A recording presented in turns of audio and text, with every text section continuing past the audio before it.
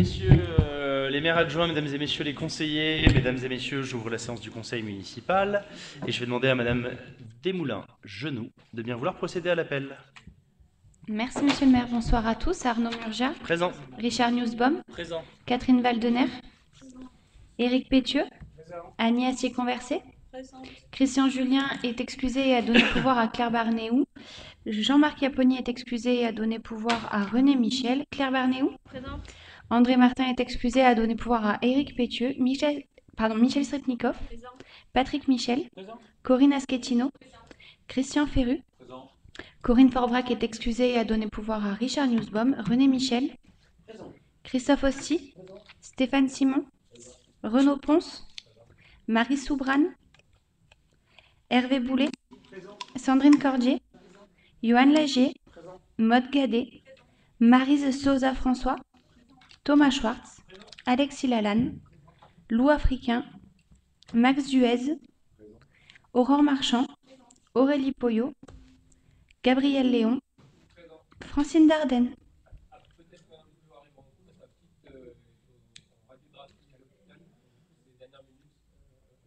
Je mets en attente. Eh bien, Merci. on lui souhaite plein de courage en notre nom à tous. Merci mesdames et messieurs, le quorum étant atteint, j'ouvre la séance du conseil municipal. Mesdames et messieurs et chers collègues, dans ce moment important pour notre ville, à la fois de mi-mandat, de mi-année, dans lequel chacun le voit bien, le budget que vous avez adopté en début d'année porte ses fruits. C'est une année de transformation, c'est une année de grands chantiers, une année de grands travaux, et notre ville peu à peu se transforme. C'est à la fois un plaisir de voir les projets se réaliser, puisque c'est 3 ans de travail, 3 années pleines de travail qui aujourd'hui portent des résultats. Et j'en suis absolument ravi. Je voulais tout simplement en ouverture de ce conseil municipal remercier chacune et chacun d'entre vous, remercier l'ensemble des élus de la majorité municipale qui sont pleinement engagés sur vos dossiers. Je voulais vraiment vous remercier sincèrement puisque euh, que ce soit sur des sujets d'événementiel, je pense bien entendu à la séquence des derniers jours, celle du jumelage avec nos amis de Rosenheim qui s'est extrêmement bien passée, la fête de la bière, je crois, samedi dernier, qui a été une vraie et franche réussite, plus de 500 personnes réunies dans notre marché couvert. Que ne disait-on pas quand nous avons pris la décision d'installer le marché couvert dans la ZAC à la place du skatepark? Eh bien, désolé, mais aujourd'hui, nous avons un très bel équipement qui fonctionne tous les mercredis, tous les dimanches. Je crois que les Briançonnais sont en rendez-vous.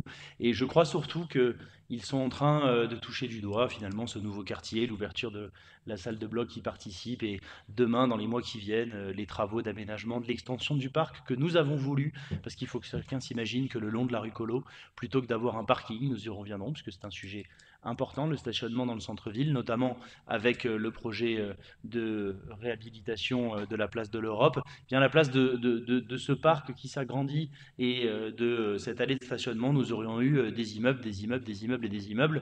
Je crois qu'on a fait un beau projet avec finalement ce grand parc, cette coulée verte. L'escalier est en travaux. D'ici à l'été, on pourra descendre depuis l'avenue du Lautaret et ce sera une belle jonction, je pense, aux collégiens et aux lycéens qui auront un mode de mobilité douce, d'accès beaucoup plus simple jusque au centre-ville de Briançon et c'est une bonne nouvelle.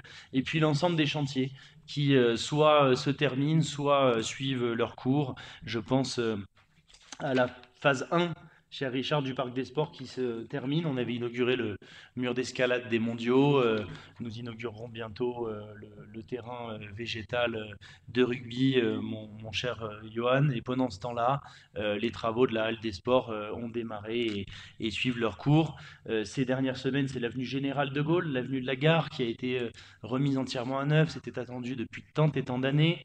Cette semaine, c'est les travaux de la rue Pasteur qui ont démarré avec l'ensemble des réseaux qui sont en train d'être refaits, qui amèneront à la rénovation de la route, la création d'une piste cyclable, le renouvellement des trottoirs. Je crois que c'est aussi très attendu par les habitants du quartier. Lundi prochain et mardi prochain, ce seront les enrobés aussi du marché couvert qui seront terminer avec un enrobé ocre comme nous l'avons fait partout ailleurs dès lors que on est dans une zone piétonne.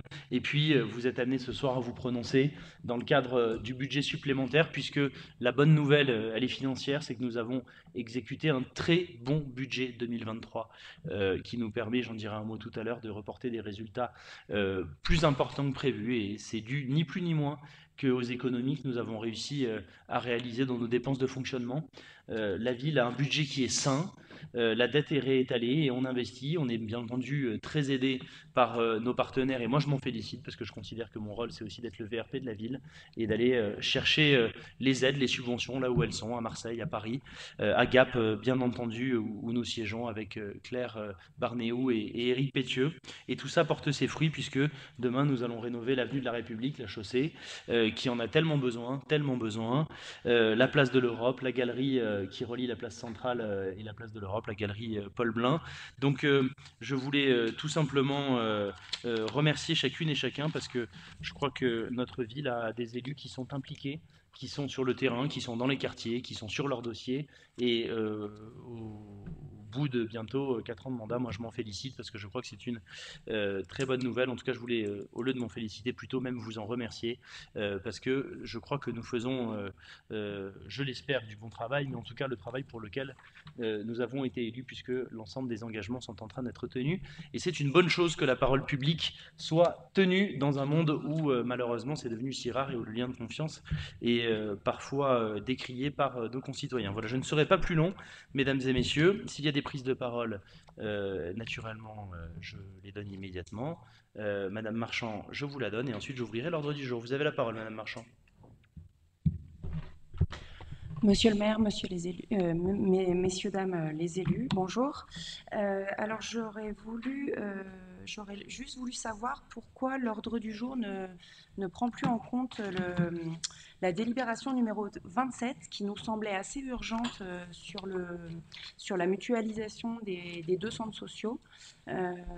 Voilà, première question. Alors, je vous réponds immédiatement, c'est pour une raison toute simple, c'est tout simplement parce que le passage en comité social territorial avec les syndicats et les représentants du personnel a été décalé et que donc on ne peut pas présenter la délibération sans avoir fini mener à terme le dialogue social. Donc je vous confirme que le projet sera mis en œuvre, il y aura bien une mutualisation dès cet été d'ailleurs, mais que le service commun tel que nous l'imaginons sera créé pour la fin d'année, ce qui ne gênera absolument pas la mutualisation pour cet été et qu'en tout cas la délibération, elle vous sera présentée au prochain conseil, c'est-à-dire début juillet, puisque la réunion de dialogue social qui est prévue entre l'administration et les représentants du personnel est prévue le 6 juin prochain. Voilà, je vous réponds très simplement et je vous redonne la parole. Ce sera le conseil municipal du 3 juillet, donc.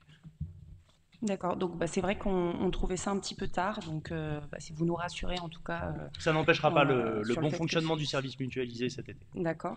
Et puis c'est vrai qu'on attend d'en savoir un petit peu plus effectivement sur le reclassement du personnel. Est-ce que tout le monde sera. Voilà, on sera curieux de le savoir au prochain conseil municipal puisque ça ne sera pas fait aujourd'hui. Alors en tout cas, je peux d'ores et déjà vous dire aussi, et je vous remercie d'y être attentif, qu'il n'y aura pas de reclassement ou de suppression de poste. L'idée est bien entendu, d'ailleurs vous le savez, nous manquons d'animateurs, puisque l'année dernière, on a manqué de place en centre aéré parce qu'on n'avait pas réussi à recruter d'animateurs. Donc l'idée est bien entendu au contraire d'ouvrir plus de places en centre aéré en mutualisant les moyens de Briançon et de la CCB. Donc il va de soi, voilà. Après il y a un organigramme fonctionnel, un travail entre nos équipes, la CCB, pour que le service fonctionne de manière mutualisée. On vous le présentera le 3 juillet. D'accord. Alors, j'ai une deuxième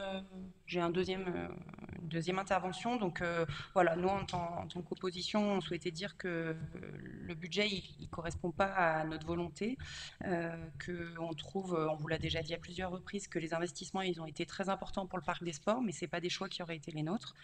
On regrette qu'il n'y ait pas des investissements plus importants dans le social, dans l'environnement. Et entre autres, j'ai vu qu'il y avait un budget qui était en baisse dans les écoles.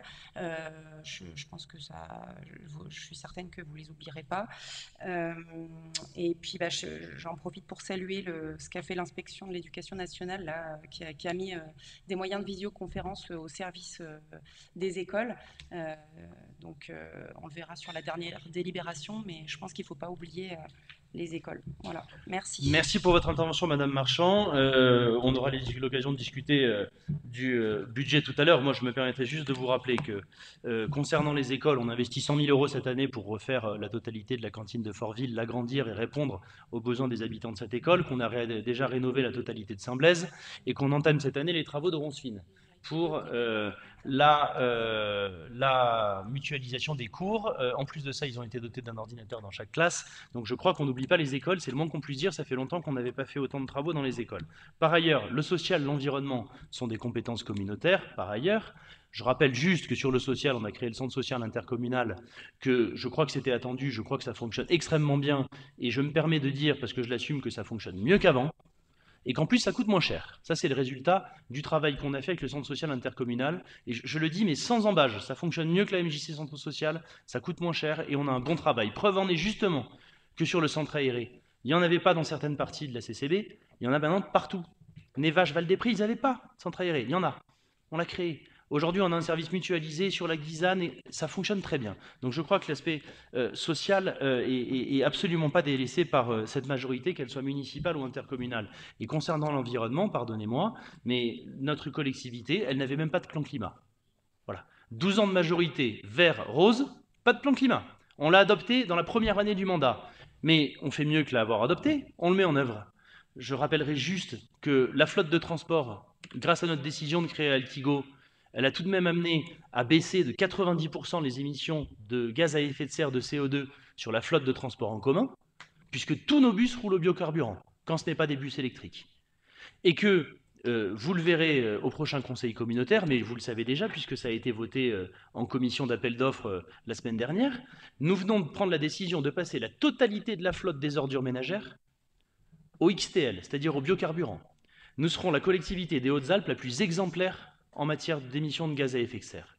Je termine en vous disant tout de même que sous la responsabilité de Madame le maire adjoint Émilie Desmoulins-Genoux, nous avons remis en place les stations de mesure de la qualité de l'air, puisque la majorité précédente avait été jusqu'à faire des économies en supprimant le partenariat que la ville de Briançon avait avec Atmosud, qui est une association agréée par le ministère de l'Environnement pour mesurer la qualité de l'air, et qu'en termes de santé publique, de qualité environnementale, on n'était plus capable de les mesurer.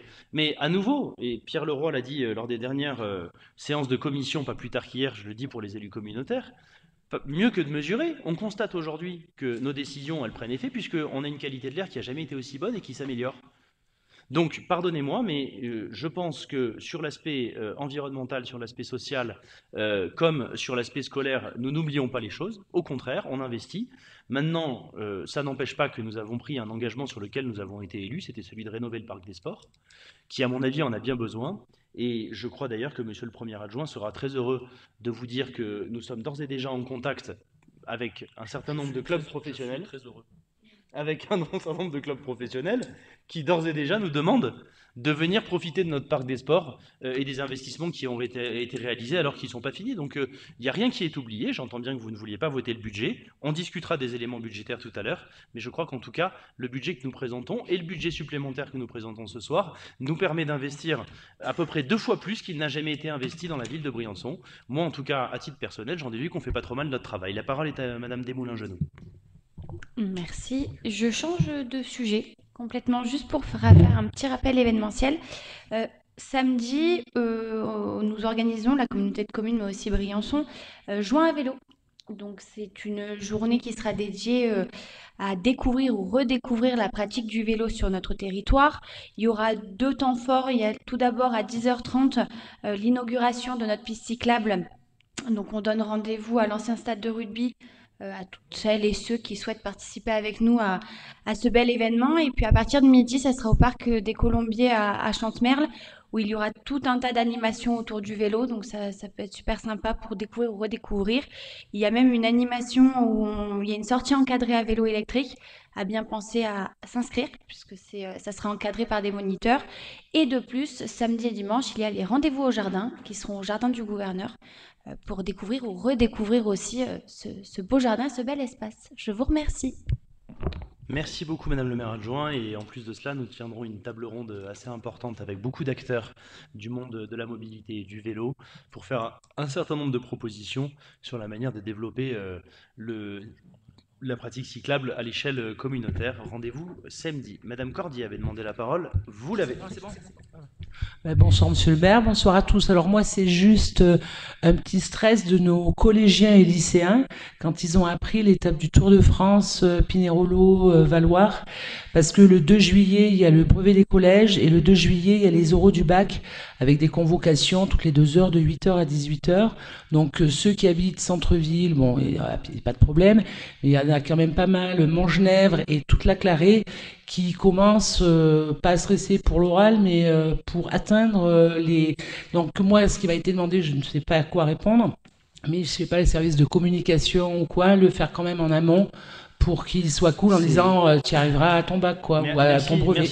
Merci de le préciser. Je comptais justement en parler. Il y aura des perturbations en plus avant, parce que les travaux sur la chaussée vont bien entendu nécessiter des fermetures de routes. On a bien en tête la journée du 2 juin avec le passage du Tour de France. J'ai demandé depuis déjà plusieurs semaines au service enfance, au service mobilité à la CCB de travailler à un certain nombre de solutions. La communication et les décisions qui seront prises pour essayer d'aménager, de fluidifier le mieux possible seront envoyées vers l'ensemble de nos élèves à partir du début de la semaine prochaine.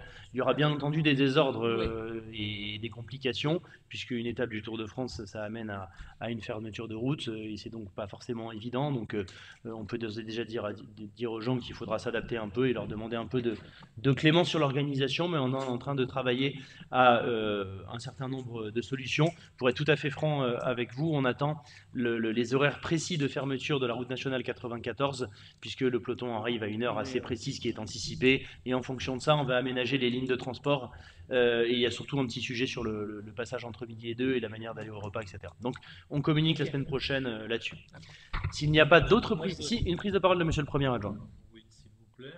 Vous avez la parole. Oui, moi je souhaitais intervenir donc sur l'investissement qui est fait au Parc des Sports. Il est certain que c'est un investissement conséquent, mais pour en revenir sur l'aspect éducation, j'estime aussi que la pratique des activités physiques et sportives dans les écoles, dans les collèges et les lycées va se voir, on va dire, confortée avec un nouveau gymnase, une piste d'athlétisme qui est digne de ce nom pour une fois, et des terrains en herbe et un terrain synthétique qui pourront bien sûr être utilisés par les scolaires. Et je pense que ça, c'est quelque chose qui n'est pas négligeable vu les installations sportives qui étaient les nôtres jusqu'à présent. Ça va sans dire, mais ça va mieux en le disant. Merci beaucoup. J'ouvre l'ordre du jour, mesdames et messieurs et chers collègues. Y a-t-il des questions sur le compte-rendu des décisions? S'il n'y en a pas, je le mets aux voix. Y a-t-il des oppositions ou des abstentions?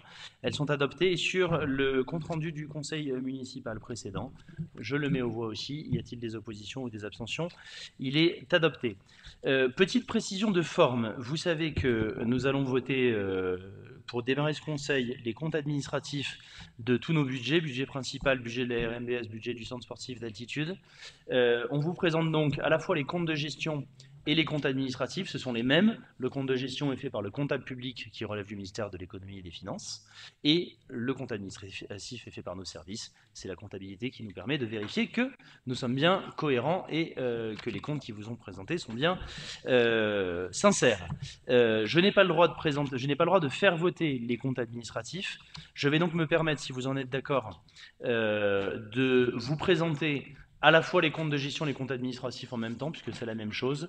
Et une fois que nous aurons eu les débats que vous voudrez bien avoir, je me permettrai de quitter la salle, de laisser la présidence du conseil municipal à monsieur le premier adjoint et de lui laisser procéder au vote, puisque je n'ai pas le droit de faire voter en tant qu'ordonnateur du budget moi-même les comptes que j'exécute au titre de la ville. Je commence donc, si vous en êtes d'accord, par le budget principal de la ville, et donc son compte administratif, si je me le permets, parce que vous avez vu que les comptes de gestion sont des documents qui sont très comptables. Le compte administratif est un peu plus didactique et pédagogique. Nous clôturons l'année 2023 avec un excédent budgétaire à 6,6 millions d'euros, alors que dans le budget primitif 2023, vous aviez voté, nous avions prévu un résultat à 5,4 millions d'euros. C'est-à-dire que nous avons 1,2 million d'euros supplémentaires en clôture d'exercice, qui est plutôt une excellente nouvelle, d'autant plus que c'est dû principalement à deux éléments. D'une part, sur nos recettes de fonctionnement, nous avons exécuté 100% des dépenses, 100,94%, c'est-à-dire même plus que ce que nous espérions. Donc la totalité de nos recettes ont été encaissées. Ce qui n'est pas tout le temps le cas, parce que de temps en temps, on a des subventions, des choses qu'on n'encaisse pas, etc., ou qui ne s'avèrent pas justifiées. C'est-à-dire que toutes les subventions sur lesquelles on vous a fait voter le budget, on les a eues. Ça permet de le préciser tout de même. Donc je pense que ça veut dire aussi qu'on présente des comptes, quand on prévoit le budget, qui sont sincères. Mais surtout, dans les dépenses de fonctionnement, nous n'avons exécuté que 95,8% des dépenses, ce qui occasionne la bagatelle de 962 000 euros d'économie. Ce qui veut dire que la capacité de chacun des adjoints et bien entendu de nos services à tenir les dépenses au fil de l'eau et à faire en sorte de gérer les dépenses à l'euro près nous a permis d'économiser 960 000 euros par rapport à nos prévisions, ce qui est une excellente nouvelle parce que bien entendu c'est ce que nous allons reporter sur l'exercice 2024. Et c'est pour ça d'ailleurs qu'on propose un certain nombre d'investissements supplémentaires. Moi je voudrais surtout m'arrêter sur quelques éléments que vous avez sous vos yeux, c'est que l'ensemble des soldes intermédiaires de gestion, l'ensemble des ratios sont soit bons, soit très bons. Et que ce n'est pas arrivé tout le temps dans l'histoire de la ville de Briançon. Vous avez sous les yeux l'ensemble des chiffres qui ont trait à la dette. Vous pouvez constater que notre politique de réétalement de la dette, elle porte ses fruits, puisque certes, on se réendette d'à peu près 1 ou 2 millions selon les années, 2 millions cette année, mais on en rembourse entre 5 et 6 millions, et que, comme nous nous y étions engagés, en plus de ça, tous les emprunts qui étaient renégociables ont été renégociés, ce qui veut dire que notre dette, elle est à la fin 2023 à 43 millions d'euros, alors que je rappelle qu'elle était à 95 millions d'euros en 2008.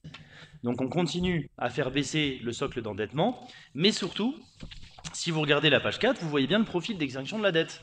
Et c'est pour ça qu'on a renégocié. C'est que les emprunts des années 90 nous obligent, quoi qu'il en soit, à renégocier, à rembourser entre 5 et 6 millions d'euros chaque année.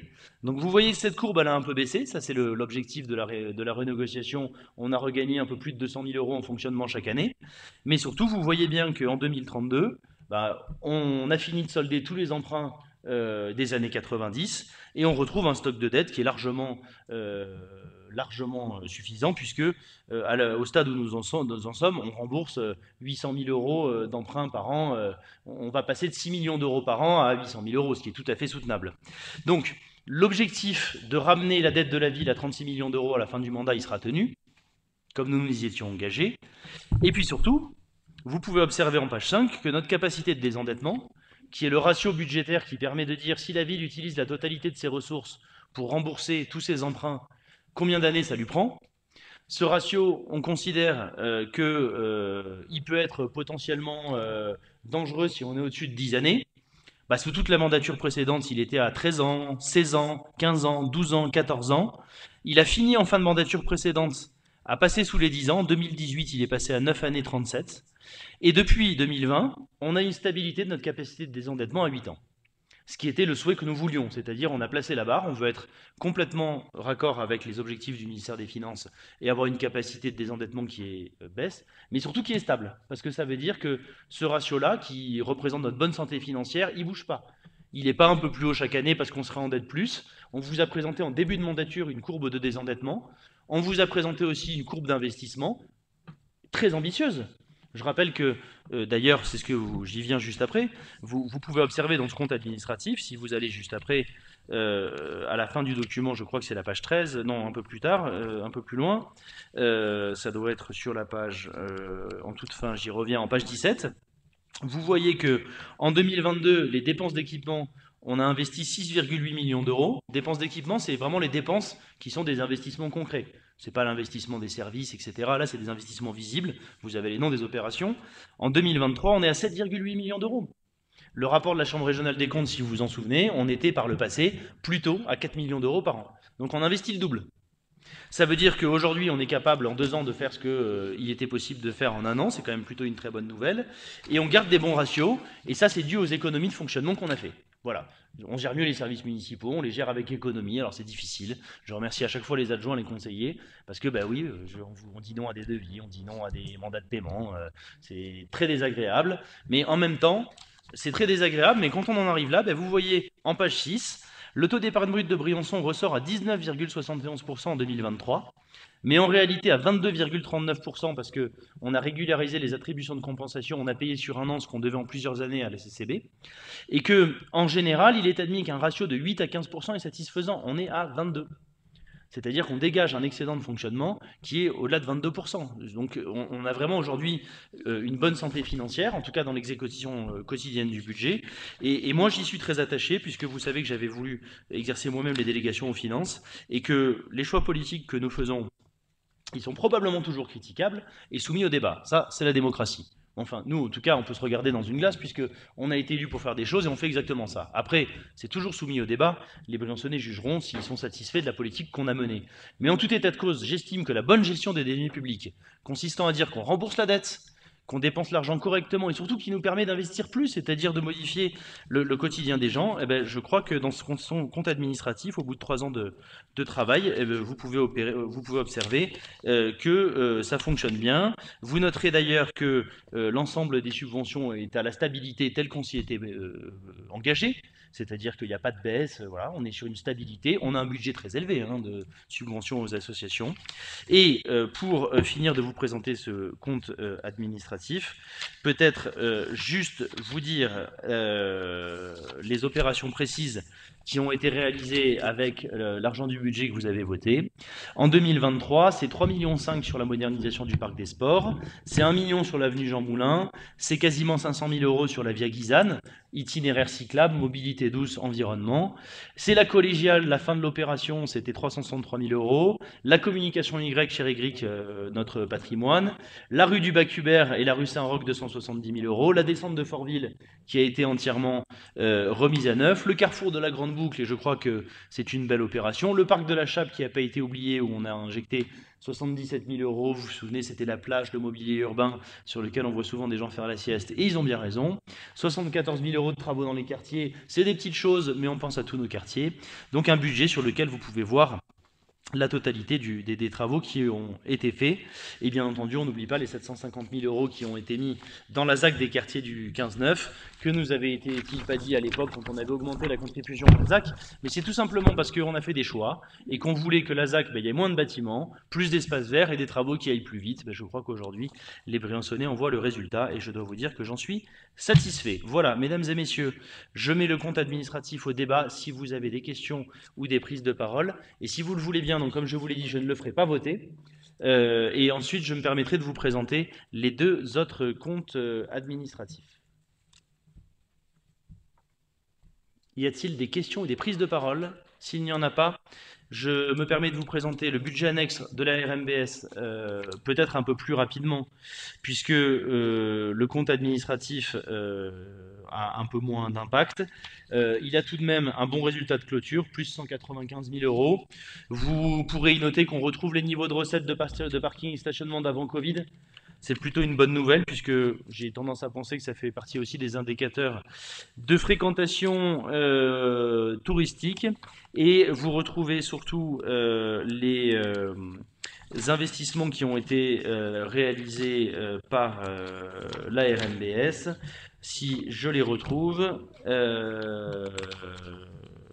puisque je les avais la dernière fois, je vais inévitablement finir par les retrouver. Ils sont là. Le parking près du centre hospitalier de Briançon pour 171 000 euros. L'installation des bornes de recharge électrique. Je profite pour remercier Maryse Xosa qui a négocié avec Flowbird des nouveaux tarifs qui sont bien plus adaptés aux personnes qui rechargent, puisqu'avant, en fait, quand on branchait sa voiture électrique, on chargeait à l'heure. C'était très cher. Maintenant, on charge à la consommation d'électricité et d'énergie. Ça a divisé les tarifs par 5, Maryse, je crois, à peu près. Tu nous le confirmeras si tu le souhaites. La borne escamotable de la Gargouille, des caméras dans les parkings souterrains, la rénovation du parking couvert du parking ProRail 1. Voilà, ça c'est pour le budget annexe de la RMBS. Et pour le centre sportif d'altitude En me tournant vers Johan Lagier, s'il veut compléter et que j'ai oublié des choses, un résultat de clôture qui est positif à plus de 71 000 euros. Ça peut faire peu, mais ça n'a pas toujours été le cas non plus au centre sportif d'altitude, ex-SIPA. Donc voilà, il y a eu des années qui ont été moins amusantes et je crois que tu peux nous confirmer qu'en plus de ça, les chiffres de fréquentation ont été plutôt très bons en 2023 et qui partent sur une bonne direction en 2024. Pardon? Vas-y, je t'en prie. Non, mais dans tous les cas de figure, sur le... Vas-y. Non, ça marche pas. Quelqu'un n'a pas éteint son micro. Non, vas-y. Ça marche pas? Bon, c'est pas si grave. Dans tous les cas de figure, on se rend compte que le centre sportif d'altitude briançonnais, ou CSAB, si on aime les acronymes, se remet entre guillemets dans le fonctionnement que l'on attendait de la part de ce centre sportif. C'est dû en grande partie à la stabilisation de groupes qui reviennent dans tous les cas de figure au XAB, et surtout là on a des perspectives d'avenir qui sont plutôt très bonnes, hein. Johan, tu pourras éventuellement en parler. Déjà pour cet été, on a des clubs de rugby professionnels et amateurs qui nous ont sollicités et qui vont se déplacer sur Briançon pour utiliser les nouvelles installations, notamment le terrain en gazon qui a été réalisé, qui sera inauguré très bientôt. On a aussi de très nombreuses demandes pour l'année prochaine de clubs d'athlétisme, de clubs de sport collectif sur la halle des sports, sur le terrain synthétique et sur la piste d'athlétisme. Donc je pense que maintenant on est entré entre guillemets dans une phase de développement qui va intéresser beaucoup de monde, qui va être quelque chose qui va augmenter la notoriété sportive de Briançon et puis qui va donner un élan économique aussi au centre sportif d'altitude de Briançonnais, non seulement, mais aussi à des centres d'hébergement, à des hôtels et à des structures hôtelières. Donc je pense quand même que les 14 millions qui vont être investis dans cet équipement sportif, ce n'est pas entre guillemets des dépenses superflues, c'est quelque chose qui va donner une vraie visibilité à Briançon et donner quelque part un petit boom économique dans ce domaine d'activité. C'est vrai que j'ai oublié de citer la grande réussite du championnat de France de course en montagne, mais en pleine période creuse, tous les hôtels de la ville étaient pleins, et c'est bien pour ça qu'on a voulu investir sur le parc des sports. C'est pas pour se faire plaisir, c'est bien parce qu'on s'est dit que c'était aussi une arme économique et d'emploi. Voilà. Est-ce qu'il y a des questions sur ces débats de budget? Sinon, je vais vous proposer... Oui, monsieur Duès, je vous en prie, vous avez la parole, docteur. Attendez, en fait, il faut appuyer qu'une fois, et vous avez la parole. Merci. Dans la délibération 19, je voudrais m'interroger sur la page 5. 19. Pardon? Ah non, page 4, pardon, excusez-moi. Oui, page 5 sur la 19 de la délibération numéro 4. Il y a un très beau graphique là que je comprends, parce que pour moi les chiffres c'est très complexe. Il y a une ligne page verte. Combien, pardon, excusez-moi, page combien? Page 5 D'accord. de la délibé 4. Oui. Page 5 sur 19. Les chiffres, c'est complexe, mais il y a quelque chose que je comprends, c'est une ligne verte, une orange et une rouge. Vous voyez le tableau? Oui, je vois bien. Capacité de désendettement. Donc en fait, on était quand même déjà dans le vert, après avoir été dans le rouge et dans l'orange, à partir de 2018 et 2019. C'est très précisément ce que j'ai dit. Oui, mais pas que de 2020. Vous êtes très précisément ce que j'ai dit. Oui, mais vous êtes élu depuis 2020, donc je veux dire, les années précédentes, c'était déjà la mairie d'avant. C'est très précisément ce que j'ai dit. D'accord. Et l'évolution de l'encours de dette est quand même sur la page numéro 4, c'est une courbe décroissante qui date quand même depuis 2013.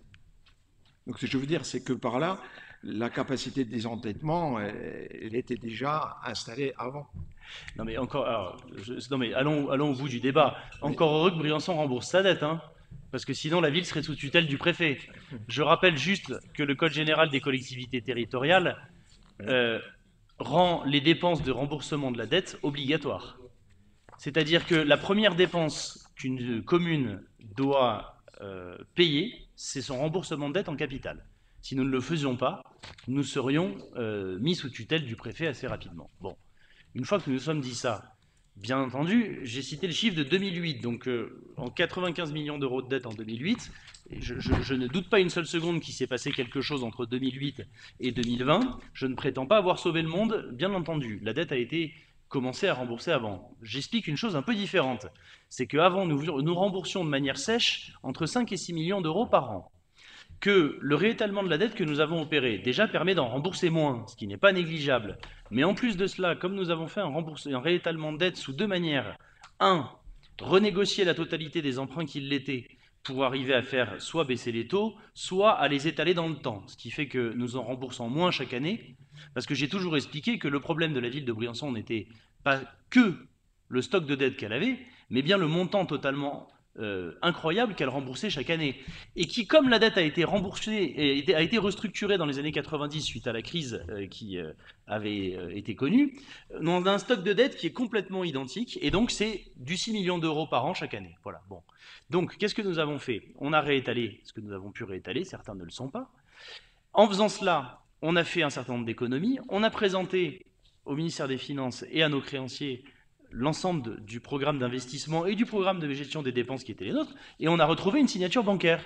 Ce qui nous a permis pour la première fois en 2020 de commencer à recontracter de la dette, mais c'est la dette sur 30 ans. Ce qui veut dire qu'en réalité, nous avons une dette très importante, mais dont il reste plus que 6 ans à payer, 6 millions d'euros par an.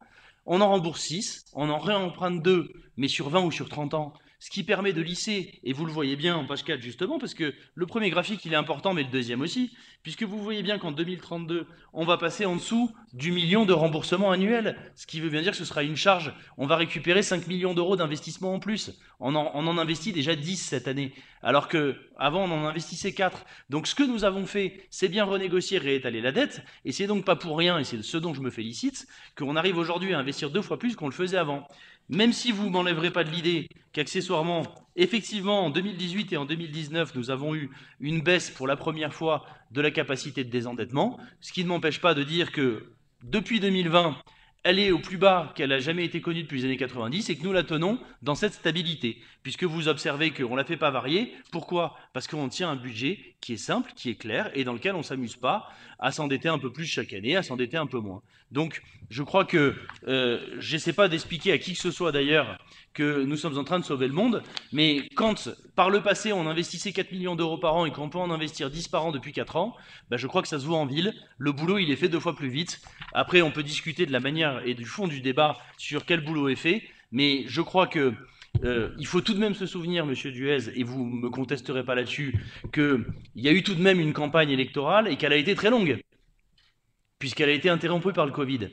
Et elle a été tellement longue qu'elle a permis que pendant 8 mois, on explique que j'étais un dingue, que j'allais faire exploser les comptes de la ville, que j'allais surendetter la ville, et que le programme que je présentais était complètement dingue et complètement irréalisable.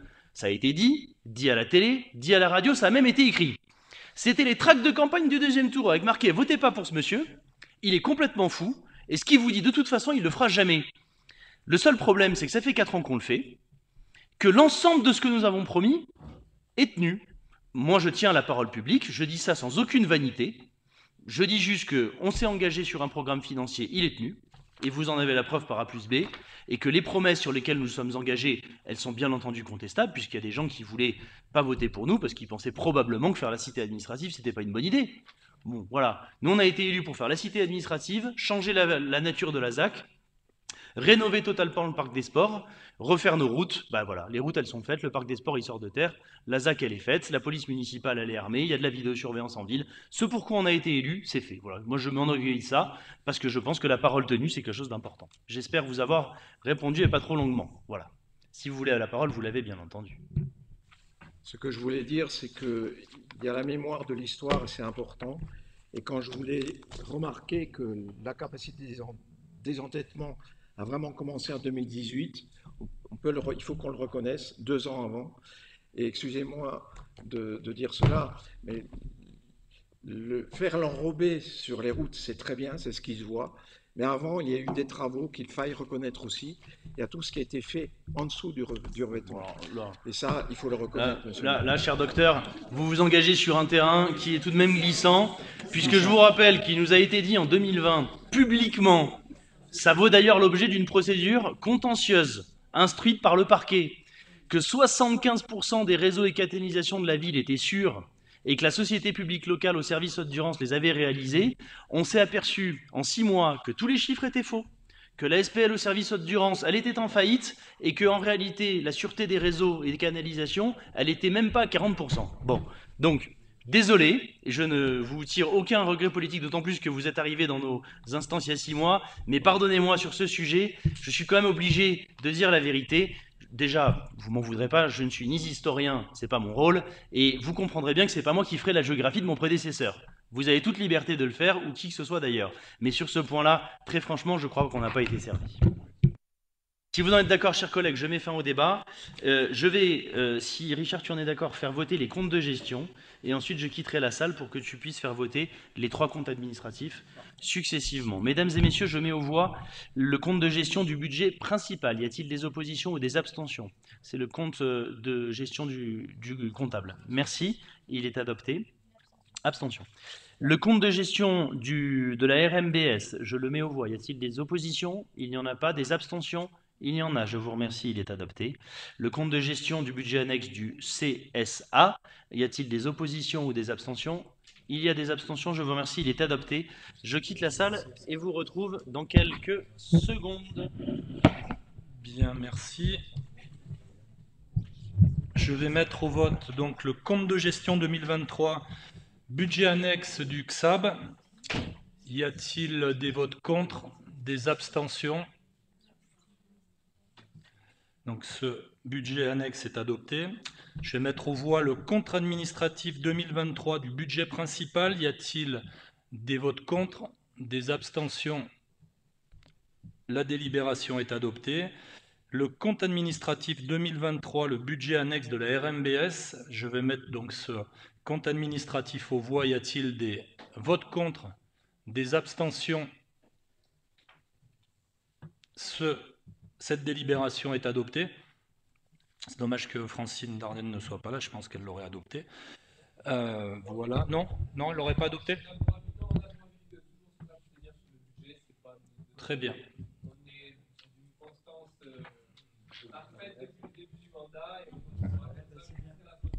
Parfait, donc je ferai le petit retour à Jean-Marc Caponi, qui ne manquera pas d'être déçu.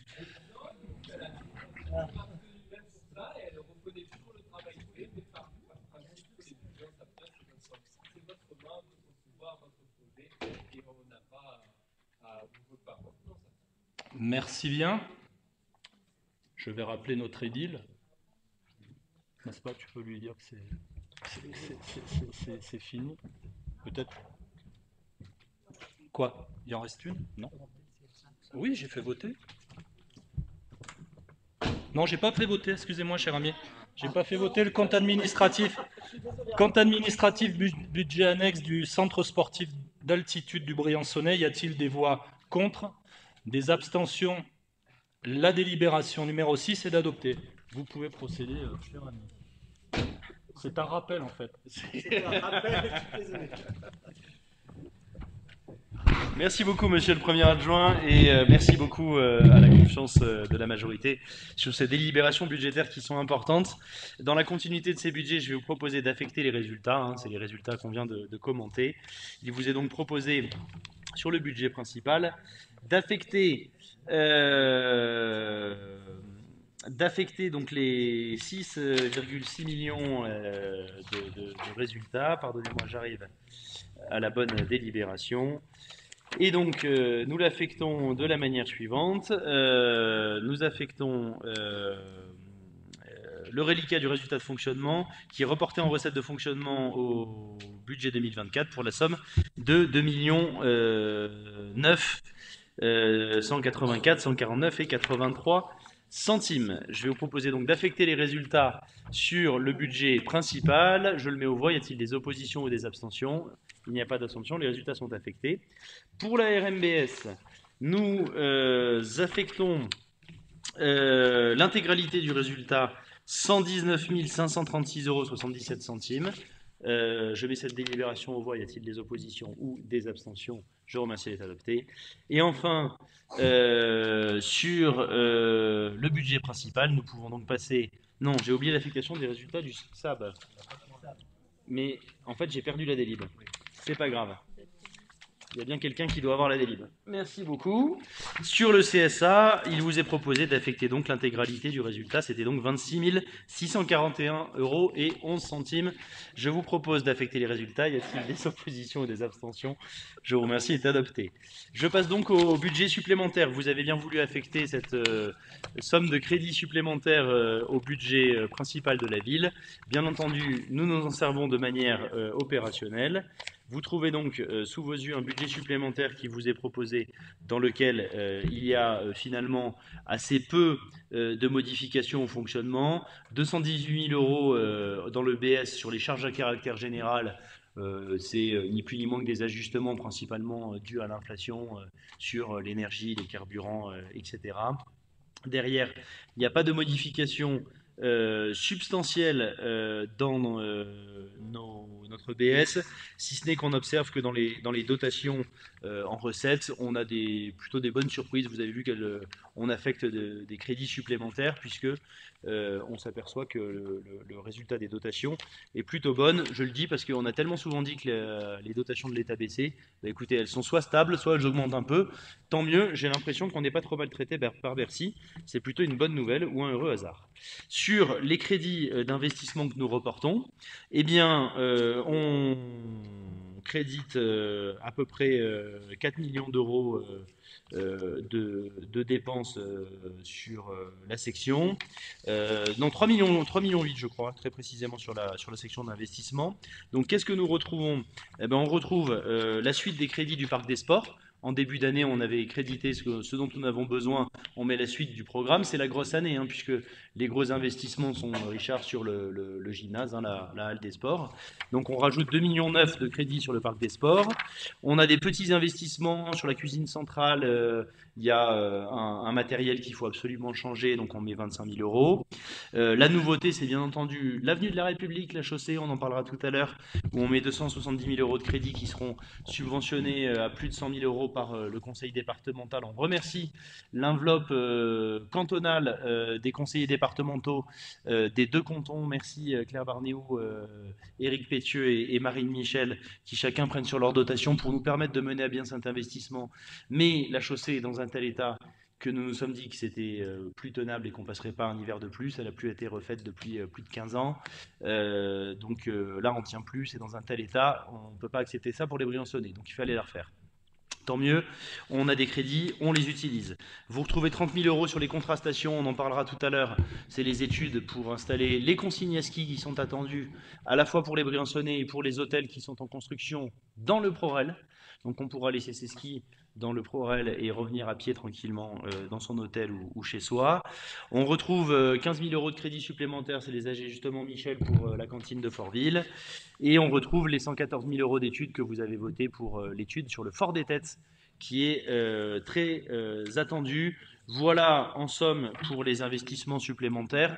Je me permets de vous rappeler que si vous avez des questions de détail, vous avez juste après une délibération sur les APCP sur laquelle vous pouvez trouver la totalité du détail, puisque depuis qu'on gère en autorisation de programme les investissements, vous avez le détail de chaque ligne, l'enveloppe globale qui est affectée et les crédits chaque année.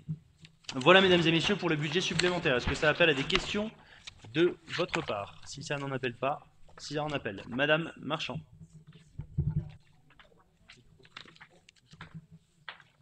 Oui, sinon on ne vous entend pas.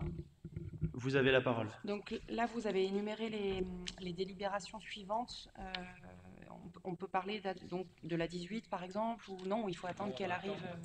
Oui, voilà. Bah, ce que je vous propose, si vous avez des questions précises sur les contrastations, la consigne, on en parle au moment de la délibération. Très bien. Alors, je mets le budget supplémentaire aux voix. Y a-t-il des oppositions? Il n'y en a pas. Des abstentions? Il y en a deux. Deux ou trois? Deux ou trois? 3. Merci. Le budget supplémentaire est adopté. Je vous présente ensuite le budget supplémentaire de la RMBS qui ne voit pas de modification majeure. Il y a dans ce budget quelques petites modifications. On retrouve quelques dépenses supplémentaires, c'est des ajustements, 3 000 € de plus en électricité, c'est la hausse des prix du marché. 11 000 € d'infogérance pour les bornes de recharge électrique. Et en investissement, vous retrouvez quelques restes à réaliser 2023 et des investissements supplémentaires. Le remplacement des caméras du parking centre-ville, des créations de box à voiture dans le parking du Pro-Ralin, l'achat de 3 défibrillateurs et des bornes de contrôle pour les zones bleues. On en reparle tout à l'heure puisque ça fera partie du projet de la place de l'Europe où nous comptons sur les places de stationnement bleues installer des bornes qui font bip bip un peu comme à Chantemerle pour essayer d'encourager le moins de voitures tampons possible sur la place de l'Europe et d'avoir un système vraiment extrêmement fluide pour les résidents et puis pour les commerçants, qu'on puisse se garer, aller faire ses courses et puis revenir avec une demi-heure. On aura l'occasion d'en parler. Je me permets de vous préciser d'ailleurs sur ce sujet que nous avons présenté pendant les séances de commission à l'ensemble du conseil municipal les plans de l'aménagement de la place de l'Europe de la galerie Paul Blin, qu'on ne les présente pas en conseil municipal bien entendu, et qu'on les présentera publiquement d'une part aux socioprofessionnels et ensuite lors d'une réunion publique à toute la population. Voilà. Est-ce qu'il y a des questions sur le budget de la MBS, mais qui est une modification vraiment mineure? S'il n'y en a pas, je le mets aux voix. Y a-t-il des oppositions ou des abstentions? Il est adopté, je vous remercie. Et sur le budget annexe du centre sportif d'altitude, idem, on n'a que quelques petites modifications. 21 000 € de plus sur la hausse des tarifs de l'électricité, ça devient un classique triste, mais absolu. Des recettes supplémentaires, ça c'est une bonne nouvelle. Il y a quasiment 19 000 € de prestations de recettes supplémentaires entre les stages sportifs et les stages de géologie. C'est quand même une bonne nouvelle pour le centre sportif d'altitude et dès la moitié de l'année. Donc voilà, plutôt une bonne nouvelle. Et dans la section d'investissement, pas grand-chose. Des remplacements de matelas et de sommiers, pas grand-chose. Je dis pas grand-chose, mais c'est quand même important, Johan. On change 40 matelas et on met 10 000 € de crédit pour mettre à niveau la salle de muscu. Voilà. Et je me permets de préciser et de remercier Arthur Baucher et Nils Allègre parce qu'ils ont bien voulu travailler avec le centre sportif d'altitude pour définir un peu le projet, les équipements à acheter. Et je pense que c'est bien de mettre un peu des crédits pour mettre à jour le matériel qui date quand même de quand, monsieur le premier adjoint? De pratiquement le début, on peut dire 1989-90, Bon, Patrick, voilà. tu pourras en témoigner. Ouais, j'étais là aussi, hein, c'est pas forcément une remarque désobligeante. Cool, moi j'étais en CE1. C'est horrible, hein, je sais. Non mais tu as bien compris, c'était une politesse, une élégance pour souhaiter bon anniversaire à Patrick Michel avec 3 jours de retard. Voilà. Plus sérieusement, mesdames et messieurs, est-ce que vous avez des questions sur le budget annexe du CSA? S'il n'y en a pas, je le mets aux voix. Y a-t-il des oppositions ou des abstentions? Je vous remercie, il est adopté. Ce qui m'amène à vous proposer la révision des APCP. Et donc vous retrouvez ni plus ni moins que les crédits que je viens de citer. Et vous avez une ligne qui s'appelle BS 2024, dans lequel vous retrouvez les crédits en plus qui sont dans ce budget supplémentaire. Voilà. Opération par opération, c'est la page 3 de la délibération. Est-ce que ça appelle à des questions, à des remarques de votre part? Si ça n'en appelle pas, je mets aux voix la révision des autorisations de programme. Y a-t-il des oppositions ou des abstentions? Je vous remercie, elle est adoptée. Ce qui me permet de donner la parole à Hervé Boulet et de vous laisser 30 petites secondes. Très bien. Pour que ça soit rouge. Sur rouge? Donc cette délibération, elle concerne la taxe de séjour 2025 et l'évolution du barème. La parole est à monsieur Boulet.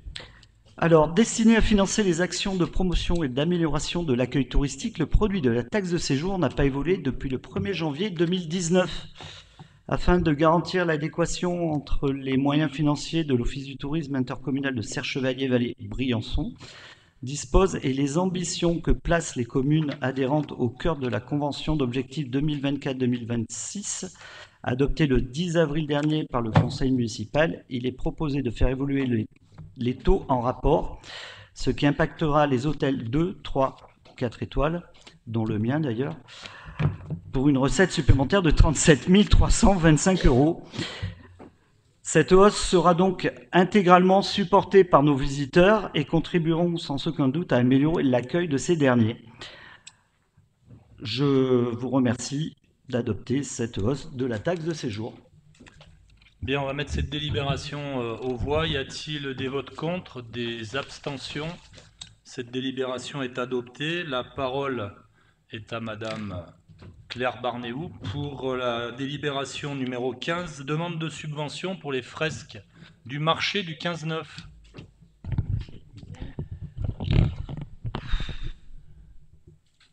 C'est bon. Merci, monsieur le maire. Oui, donc une demande de subvention pour 2 nouvelles fresques au marché couvert qui a ouvert en décembre 2021 et qui est implanté dans les anciens hangars de la caserne militaire Berwick.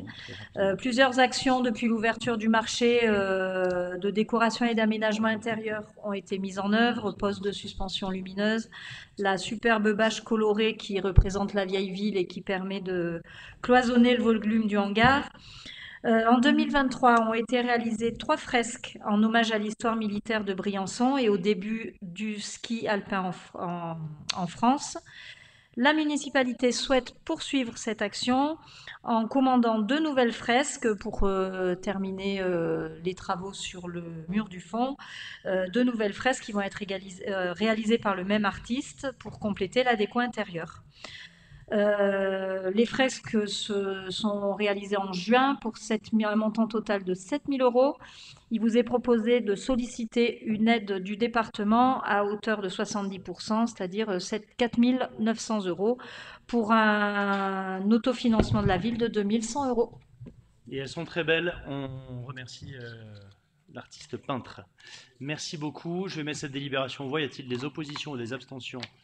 Est adopté, je vous remercie. Et on me fait remarquer que j'ai peut-être oublié de faire, mais je pense que je l'ai fait voter, mais je vais vous faire revoter le BS de la RMBS. Comme ça, si jamais j'ai oublié, par sécurité, ça ne pénalisera pas la RMBS. Donc je remets aux voix le budget supplémentaire de la RMBS. Y a-t-il des oppositions ou des abstentions? Il y a des abstentions, il est adopté. Je pense pour la deuxième fois, mais par acquis de conscience, c'est bon. Ce qui me permet de passer à la place de l'Europe, projet sur lequel nous allons engager 900 000 € à l'automne pour une réalisation, je le disais, qui vous a été présentée en commission. Je me permettrai de ne pas y revenir tout simplement puisque je souhaite en présenter la primeur et la concerter d'abord avec les commerçants de la place que nous avons prévu avec l'ensemble des élus concernés de recevoir dans les toutes prochaines semaines. Mais en tout cas, vous avez vu en commission le projet qui consiste globalement à essayer de fluidifier le stationnement, faire une place qui est tout de même plus importante et qui fait une part belle aux piétons. Et on aura l'occasion de la présenter à l'ensemble de la population. En tout état de cause aujourd'hui, nous vous proposons de financer l'opération de la manière suivante. 270 000 € du département pour 30%, 135 000 € de la communauté de communes du Briançonnais au titre du Fonds de solidarité et de soutien territorial et 55% de la ville. Ce sont des travaux qui seront réalisés au mois d'octobre pour une finalisation avant l'ouverture de la saison de ski, septembre-octobre et un bout de novembre. On attend le planning précis des entreprises et qui va mettre, je pense, un bon coup de neuf et de propre sur notre belle place de l'Europe qui en a sacrément besoin. Voilà, chers collègues, sur la demande de subvention avec la place de l'Europe. S'il n'y a pas de commentaires, je la mets aux voix. Y a-t-il des oppositions ou des abstentions? Il n'y en a pas, je vous remercie. Elle est adoptée. De la même manière, nous sollicitons nos partenaires financiers pour réaliser la galerie Paul Blin. Vous êtes désengagé. Oui, Madame Marchand, vous avez la parole. Allez-y. C'était sur la délibération précédente. Allez-y. Oui, donc on voulait juste dire qu'on est content que vous refassiez refaire cette galerie et la place de l'Europe. Que, évidemment, on regrette l'endettement, mais qu'on se satisfait nous aussi de vos projets. On regrette l'endettement, mais bien sûr que, comme tous les Briançonnais, on se satisfait de l'embellissement de la ville. Et voilà. Bon, alors, déjà, ça me fait plaisir, donc je vous en remercie. Mais regrettez pas l'endettement, il baisse. Voilà, donc il n'y a pas de problème. Donc sur la galerie Paul Blin, dont vous avez vu le projet, j'espère qu'il plaira. Alors là, pour le coup, la plupart des socioprofessionnels l'ont vu, puisqu'il y a eu un très beau travail de concertation. Je voudrais remercier les architectes Claire Valette et Camille Morvan qui ont fait du très beau travail. C'est un projet simple, épuré. Et on va le présenter aussi à la population dans les semaines qui viennent. Je crois vraiment que ce sera une réussite parce que cette galerie, on a besoin qu'elle fonctionne. Déjà pour des questions de sécurité routière, parce que c'est beaucoup mieux de passer dans la galerie que de traverser la chaussée.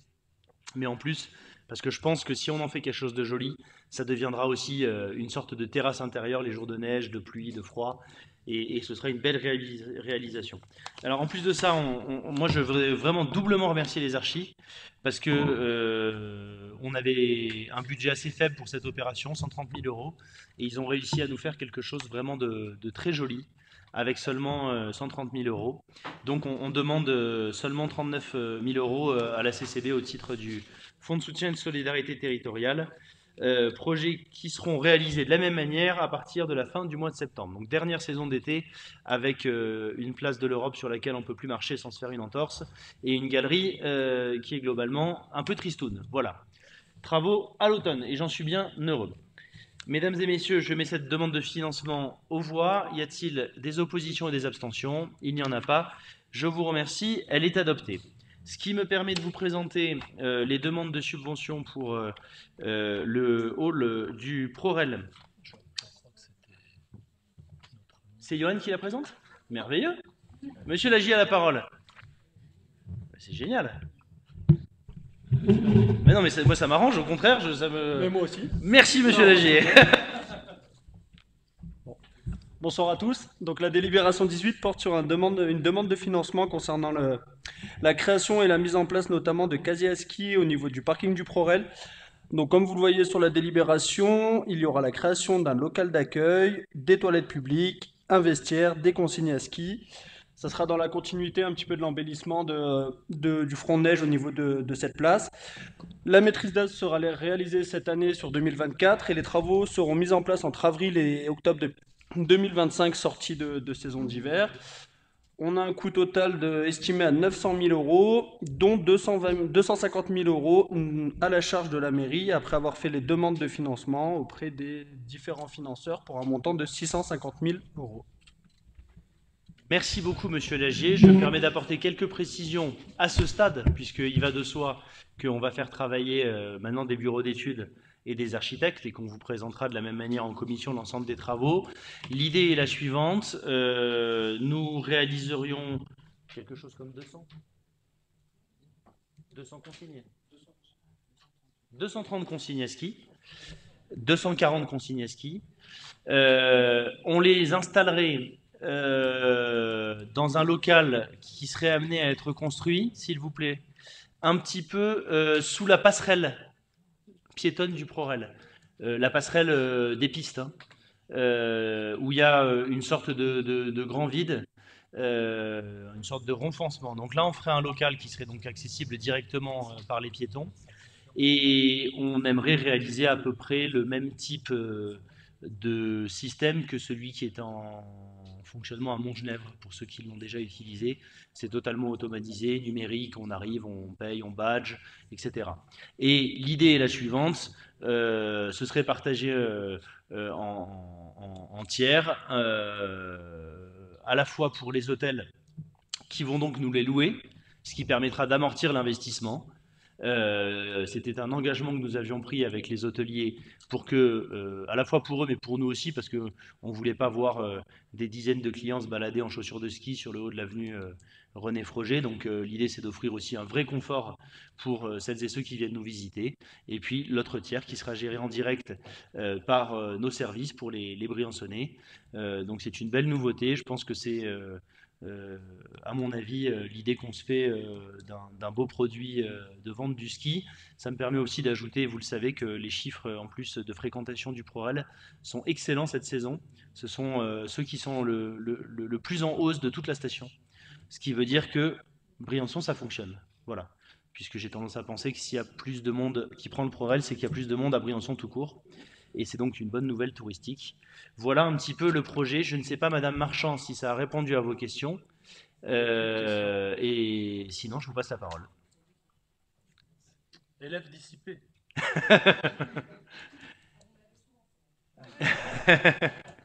Ça change, chacun son tour. Est-ce que vous avez des questions sur les consignes, puisque je crois que vous en aviez, Madame Marchand? Micro, s'il vous plaît. Parole, vous l'avez. Je vous remercie. Donc, je pense que c'est une bonne idée, encore une fois. Néanmoins, je suis un petit peu embêtée qu'il y ait 185 consignes pour les hôtels et 55 pour les Briançonnais ou autres touristes. Je trouve que la répartition est un petit peu étonnante. Voilà. Bah, Alors, moi, j'ai noté... Madame Marchand, pardonnez-moi, ils nous les payent. Alors, ils vont les payer, mais c'est vrai que c'est encore un service qui s'ajoute plus à destination des touristes que des locaux. Voilà. Pardonnez-moi, pour que les locaux puissent skier, il faut quand même qu'il y ait des touristes dans la station. Sinon, en fait, il n'y a pas de station de ski. Et je crois qu'il n'est pas totalement malhabile de faire 900 000 € d'investissement en les faisant payer sur 20 ans par des hôtels qui vont nous les louer. Voilà. Maintenant, entre vous et moi, ça fait 30 ans qu'il y aurait pu en avoir, il n'y en a pas. Nous, on pense que c'est une bonne idée. Et on se dit que ça en fait déjà un nombre quand même important pour les locaux. Et tout est ouvert pour l'avenir, hein. Enfin, moi, je veux dire, si ça marche du tonnerre, qu'on sait bien les exploiter, que ça fonctionne, moi, je suis très ouvert. Je me pose même la question de savoir si nous devions refaire à l'avenir, s'il ne faut pas les faire à l'intermédiaire du ProRel. Ça peut avoir un sens aussi. Donc, moi, je suis très ouvert, mais honnêtement... ça s'appelle une opération publique-privée.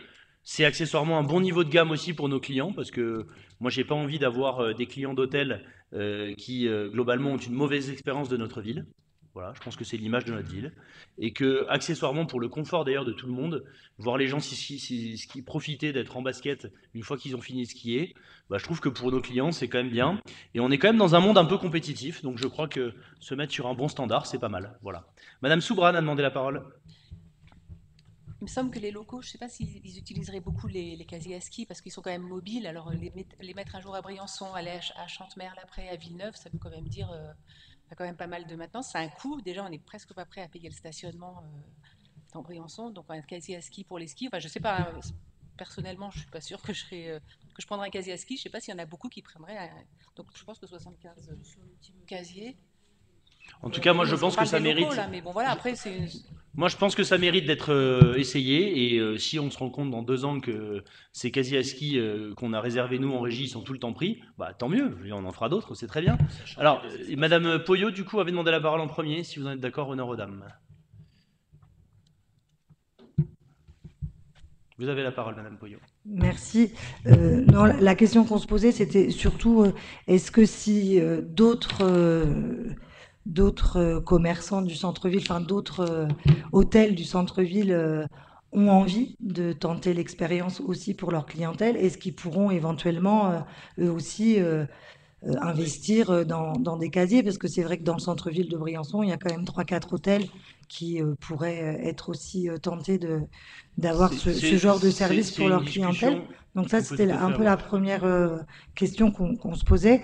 Et puis pour répondre à Madame Soubran, il y a plusieurs familles briançonnaises qui louent des casiers à ski chez les commerçants au pied du ProRel.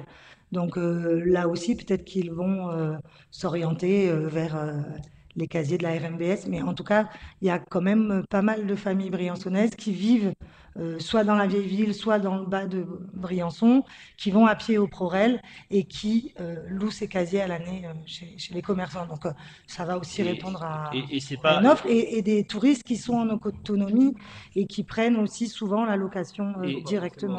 Et on n'est pas là, et on n'est pas là non plus pour leur piquer leur business. D'ailleurs, Francis Sport nous a demandé des locaux sous l'escalier de l'autre côté derrière pour essayer d'agrandir un peu. On va le regarder. Moi, je pense enfin voilà. Et concernant les hôtels, Hervé va vous répondre, mais en tout cas, tout est discutable. Ça marche. En ce qui concerne les hôtels, la plupart, on travaille déjà avec des privés, donc avec des commerçants en bas, et ça fonctionne très bien. Donc, on n'a pas aucun intérêt. enfin pour ma part, hein, avec les gens justement ne remontent pas avec leurs skis ni leurs chaussures. Avec la carte d'hôte qui est en place, les gens peuvent rester en centre-ville. Je l'ai un peu placé, je ne sais pas si c'était bien. Je ne sais pas si c'était bien. Mais les gens n'ont pas besoin justement de remonter leurs skis, leurs chaussures, et ça reste en bas. Et c'est vraiment, enfin, les gens sont super, super ravis. Et je connais la plupart des hôtels travaillent déjà avec des privés. Voilà. Donc si je peux te répondre. Moi, je vous propose d'être les plus pragmatiques possible sur cette affaire, c'est-à-dire qu'on les construit, on se les fait payer par les hôteliers, on les utilise, et puis si ça marche bien, il sera toujours temps de voir si les sociopros du ProRel veulent eux-mêmes en faire plus, ou si nous, on doit le faire, ou si on en fait à l'intermédiaire, qui est aussi un vrai sujet, parce que l'intermédiaire, une partie de la saison, souvent la fin, c'est le bout des pistes de Briançon, donc ça a un peu un intérêt aussi. Bref, moi, très ouvert là-dessus. En tout cas, je pense qu'on partage tous l'idée que le fait d'avoir une station de ski dans la ville, ça nous oblige à proposer le ski au pied. Voilà. Monsieur Léon, vous vouliez toujours la parole ou le débat? Très bien. Oui, monsieur le premier adjoint. Non, je pense aussi que ça permet une vraie accessibilité aux pistes.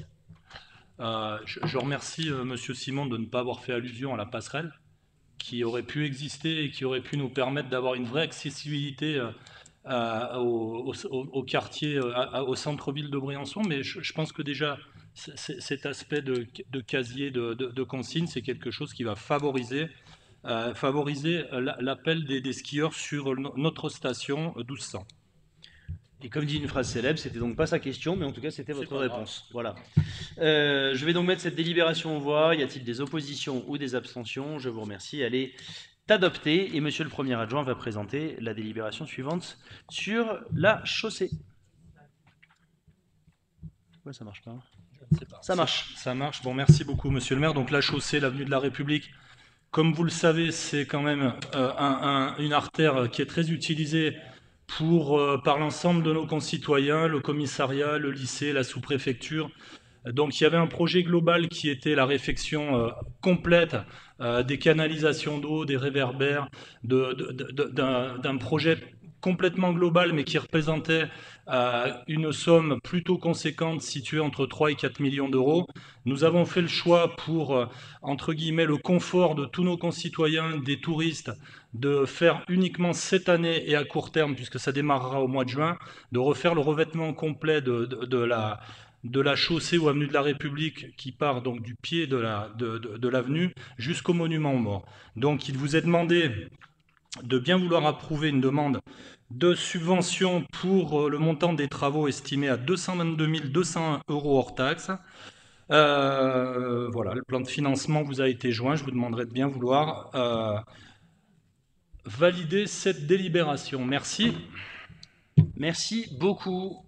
Est-ce qu'il y a des questions sur cette demande? Mais donc je précise juste que les travaux, avant de vous passer la parole, seront réalisés dans la moitié du mois de juin. On attend juste que les travaux soient finis avenue Maurice Petch. Hein, voilà. Vous avez la parole. Ben, si on commence par refaire l'enrobement pour 220 000 €, on est tout à fait d'accord. Mais bon, si Briançon est quand même une terre de vélo au cœur des géants, il y a deux axes épouvantables dans Briançon pour ceux qui font du vélo. C'est l'avenue du professeur Forgue, avec des camions qui passent à côté du guidon.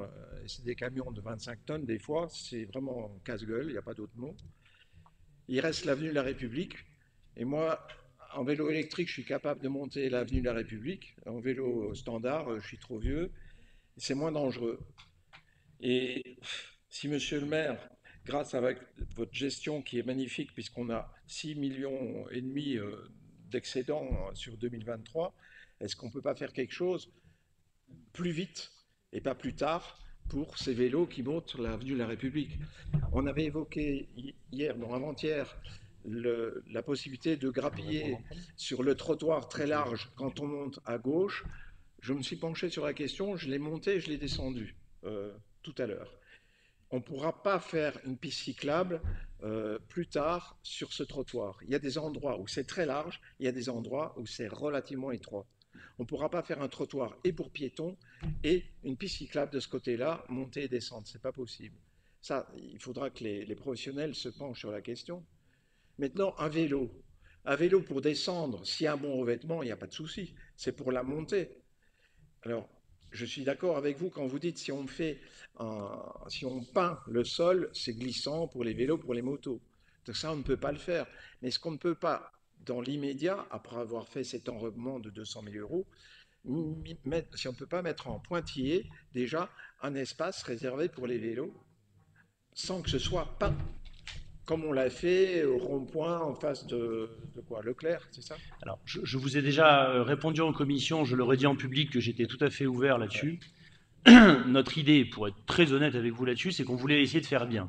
Oui. Bon, si on fait bien, et je pense qu'il faut le faire dans un deuxième temps, il faut effectivement diminuer la taille du trottoir d'un côté pour arriver à matérialiser une vraie piste cyclable. Bon, moi je pense que déjà pour les vélos, avec un enrobé qui sera en bon état, ce sera déjà beaucoup plus confortable. Moi, si le débat, il faut qu'on l'ait dans les jours qui viennent tous ensemble et avec Jean-Marc Chiapponi, parce que il faut qu'il soit acteur de ce dossier. Si le débat c'est de tracer, on trace. La réalité c'est que ça ne changera pas les choses, hein. C'est-à-dire que ça indiquera plus, mais quand il y a un vélo sur le bord droit de la route à la montée, on se décale. Bon, moi j'ai aucun problème à ce qu'on tracouille. Voilà. C'est juste que ce que nous essayons de faire, vous l'avez compris, et je pense qu'on a fait quand même beaucoup en termes d'aménagement cyclable depuis le début de la mandature, alors que ça avait pas forcément été le cas par le passé. On essaie de le faire à chaque fois si on peut en site propre, en se disant qu'on offre vraiment une capacité au vélo d'être en dehors de la chaussée, ou en tout cas de manière sécurisée de la chaussée.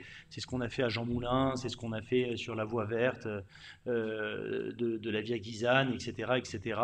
On a tracé une belle vraie piste cyclable quand on a refait toute l'avenue de l'hôpital, l'avenue Adrien Dorel, et on va continuer. Moi, je n'ai pas d'école là-dessus. S'il faut tracer un bout de piste cyclable sur le côté, on le fait. Moi, je voulais juste avoir l'honnêteté intellectuelle de vous dire que, à mon sens, vu que ça monte, vu que les vélos vont certains vite parce qu'ils sont électriques, vu que d'autres vont doucement, la meilleure solution, ça reste de réaménager la totalité de l'axe et de faire une bordure avec les vélos qui sont dans un couloir qui leur est totalement réservé. Voilà, maintenant, si le sujet, c'est de le tracer quand même, j'ai aucune objection là-dessus, et je vous l'ai dit en commission, à toutes et à tous, débattez-en, moi je me fierai au consensus là-dessus. Je le rappelle, je pense qu'on a fait beaucoup sur l'aménagement cyclable. En tout cas, je vous remercie de préciser que notre budget est magnifique. Ne soyez pas plus royaliste que le roi en la matière. Sur l'avenue Professeur Forgue, je vous réponds aussi.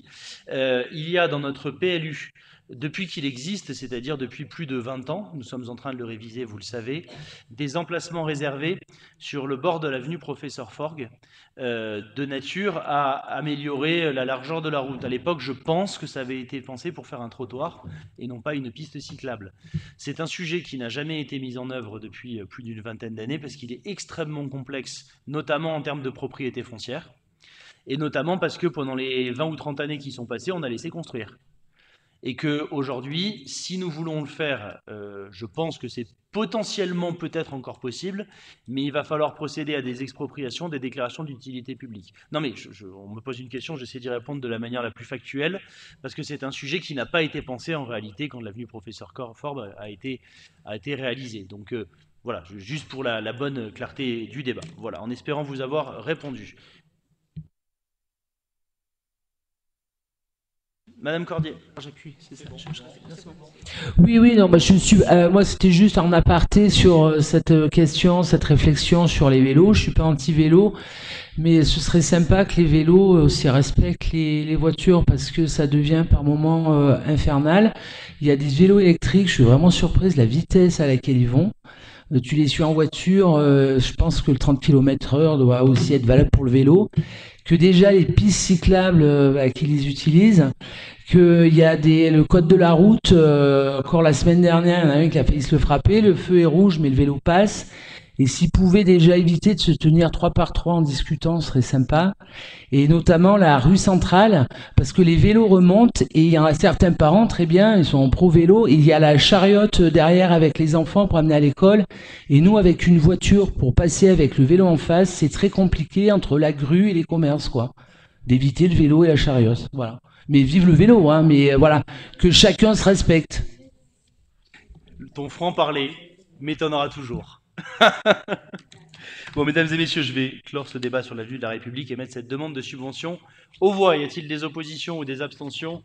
Je vous remercie, elle est adoptée. Stéphane Simon, vous avez la parole pour le canal Gaillard. Non, il faut appuyer qu'une seule fois. Voilà, vous avez la parole. Merci, monsieur le maire. Demande de subvention Canal Gaillard suite à la réalisation de 4 tranches de travaux entre 2018 et 2022 et à l'inscription du chemin longeant le canal Gaillard au plan départemental des itinéraires de promenade et de randonnée, PDIPR, l'ASA du canal Gaillard a présenté à la ville un projet de travaux de sécurisation d'une nouvelle section. Il s'agit essentiellement de soutènement du chemin afin de le consolider ou de le reconstituer suite à des glissements partiels. Le coût des travaux est estimé à 33 300 € hors taxe et il vous est demandé d'approuver les travaux de leur plan de financement tel que décrit dans le projet de la délibération. Merci beaucoup, monsieur Simon. J'ajouterai une petite chose.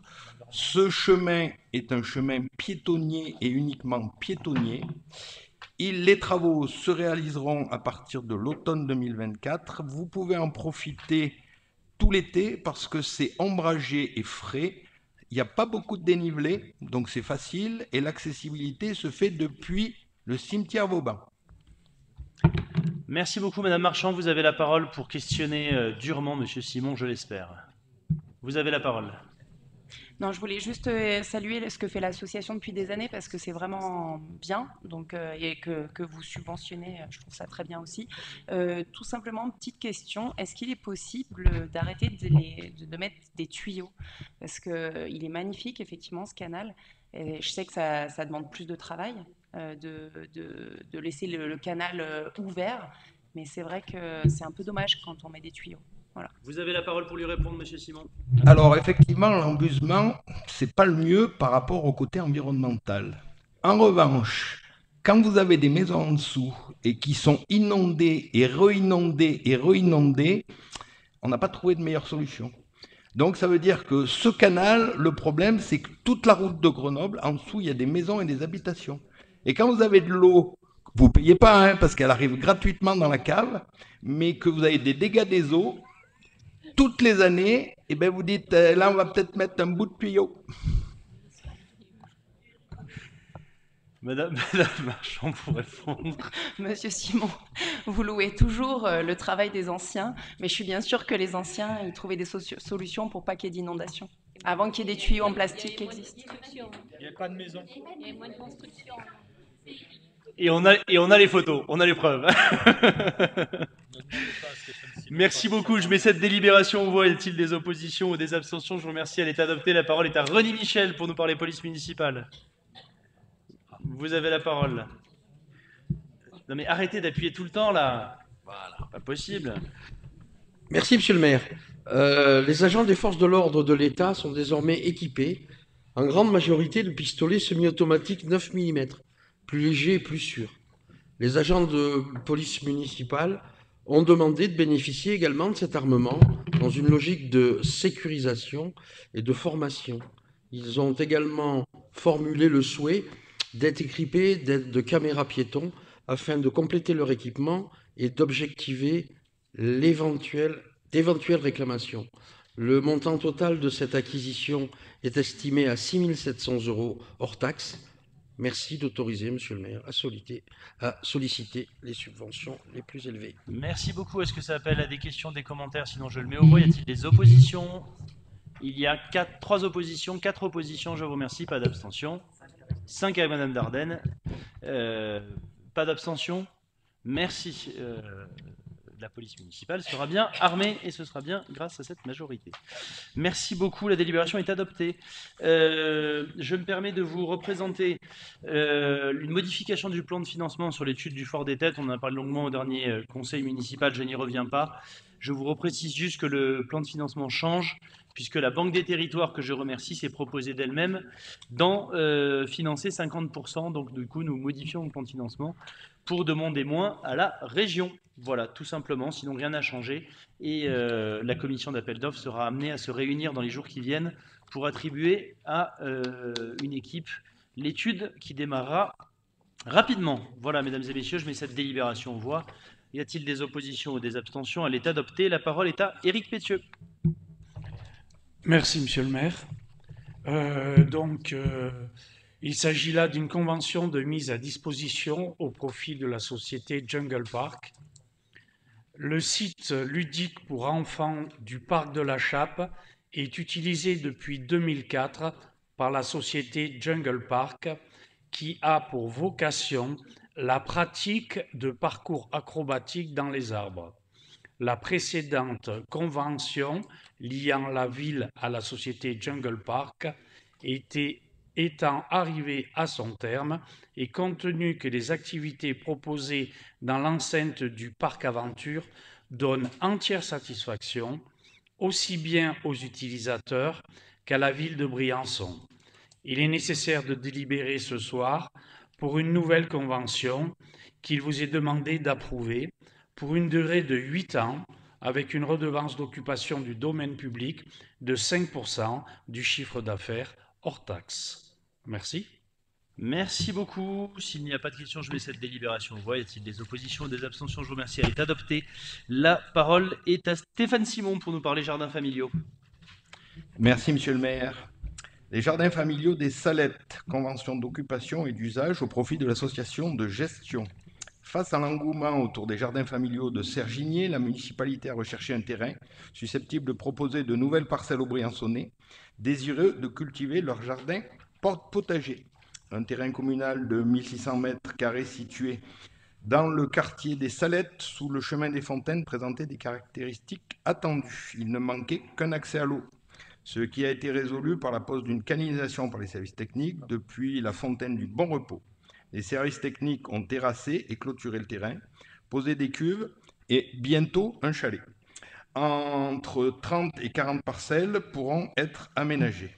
Parallèlement, un appel aux volontaires a été publié sur le site de la ville afin de constituer une association à qui serait confiée la gestion du jardin. Plus de 60 personnes se sont manifestées. L'assemblée générale constitutive de l'association s'est tenue hier au soir dans la salle du Vieux Colombier.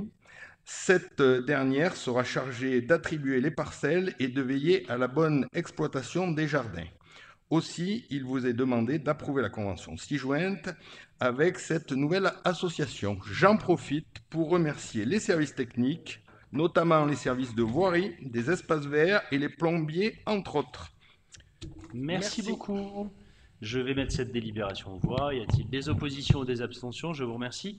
Elle est adoptée. La parole est à Hervé Boulet. Je reviens pour le petit train touristique, comme chaque année. Donc, autorisation temporaire du domaine public 2024-2028. Vous n'êtes pas sans savoir que depuis l'été 2020, la ville de Briançon propose à ses habitants et à ses visiteurs un service saisonnier estival de train touristique.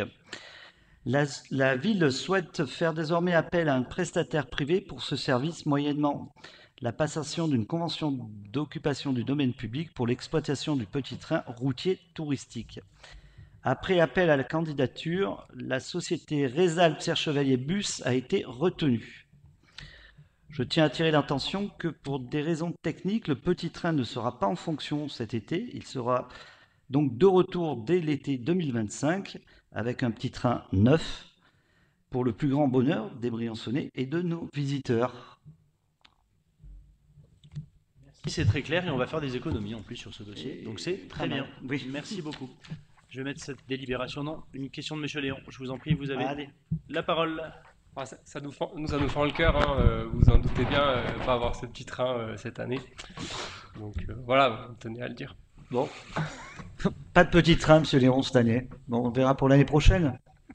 Mais comme on avait eu des débats dans ce conseil sur le coût du petit train, il y aura un beau petit train l'année prochaine et en plus, on ne le payera pas. Non, mais nous, comme à notre coutumée, c'est pas forcément des choses auxquelles on croit, donc on ne voterons pas contre à votre, non, mais ça, votre grande âme. Ça, on avait compris. Mais Hervé ne manquera pas de vous inviter à l'inauguration à faire un petit tour avec lui. J'imagine.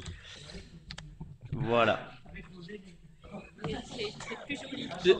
Bien rattrapé, bien rattrapé. Je lui avais éteint le micro, ça ne s'entendra pas l'enregistrement. Sur ces bonnes paroles, je mets cette délibération au vote. Y a-t-il des oppositions? Il y en a 2. Y a-t-il des abstentions?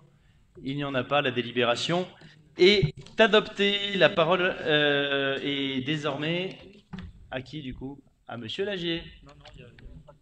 Ah, une question de Monsieur Duez, pardon. Il faut que vous éteigniez votre micro, Monsieur Léon, pour que Monsieur Duez puisse demander la parole. Voilà, c'est tout bon. Vous avez la parole. Maintenant, une seule fois, Monsieur Duez. Vous avez la parole. Quelle sera la motorisation du train? Comme moteur, il y aura quoi? Euro 6. C'est un Euro 6, je parle. C'est Euro 6 dans le cahier des charges. Dans le cahier des charges, donc c'est un petit train qui est moins polluant. Et alors, au niveau de l'électrique, pour le moment, c'est un petit peu compliqué parce qu'on a quand même des pentes qui sont quand même difficiles. Mais on fait Mais au c'est mieux. Euro 6 dans le cahier des charges, donc c'est le Euro maximum 6 de peut la avoir. norme européenne existante. Voilà. Parce que concernant les biocarburants, je vais vous contredire, je suis un petit peu comme ça, monsieur le maire. Les biocarburants, ça pollue moins l'air pour les particules, mais pas tellement pour l'émission CO2. Il y a autant d'émissions CO2. Le biocarburant, c'est une essence, entre guillemets, bio. C'est évidemment mieux que le gasoil qui en met plein de particules dans l'air. Mais il y a moins de particules, mais il y a quand même du CO2. Et puis aussi, si c'est plus propre ici, au niveau planétaire, ce n'est pas le cas en Amazonie. C'était une petite remarque. Mais localement, globalement, c'est certainement mieux. Ça sera beaucoup mieux. C'est déjà beaucoup mieux parce que ça va éviter aux touristes de se déplacer avec leur véhicule personnel. Et je pense que ça, c'est quelque chose de plutôt intéressant d'un point de vue écologique. Voilà. Je rappelle accessoirement, mais on ne va pas rentrer dans ce débat qui est un débat énergétique. Enfin, moi, déjà, je vous confirme techniquement, mais je suis à vos dispositions pour vous donner les éléments techniques et les chiffres, que c'est 90% de baisse d'émissions de CO2, très clair, très net. Et accessoirement, c'est une petite question de souveraineté, parce que ça enlève une toute petite dépendance énergétique à effectivement des pays qui vendent le gasoil. Et à ce stade, les essais que nous faisons sur les véhicules électriques montrent que ça fonctionne sur certaines lignes de transport, sur d'autres un peu moins, tout simplement pour des questions de dénivelé et de motorisation. On a bon espoir que ça avance.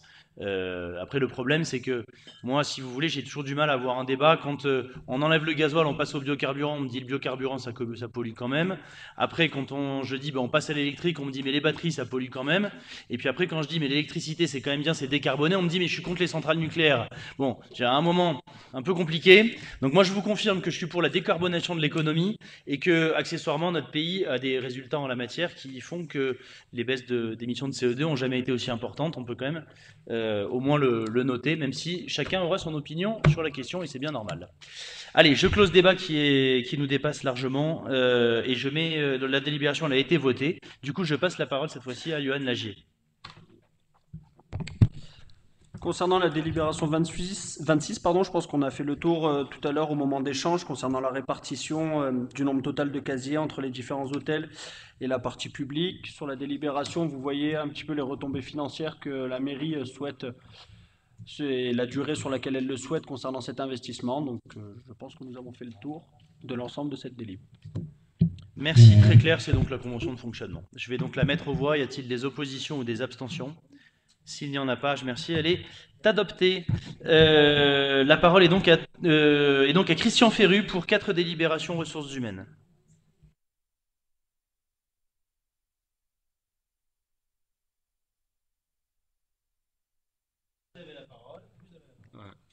Il nous appartient de modifier le tableau des emplois afin de garantir l'adaptation des emplois aux besoins de la collectivité, en fonction des mouvements de personnel. La modification des postes est récapitulée dans la délibération et entraîne une baisse de charges salariales de 28 973 € par rapport au premier semestre 2024.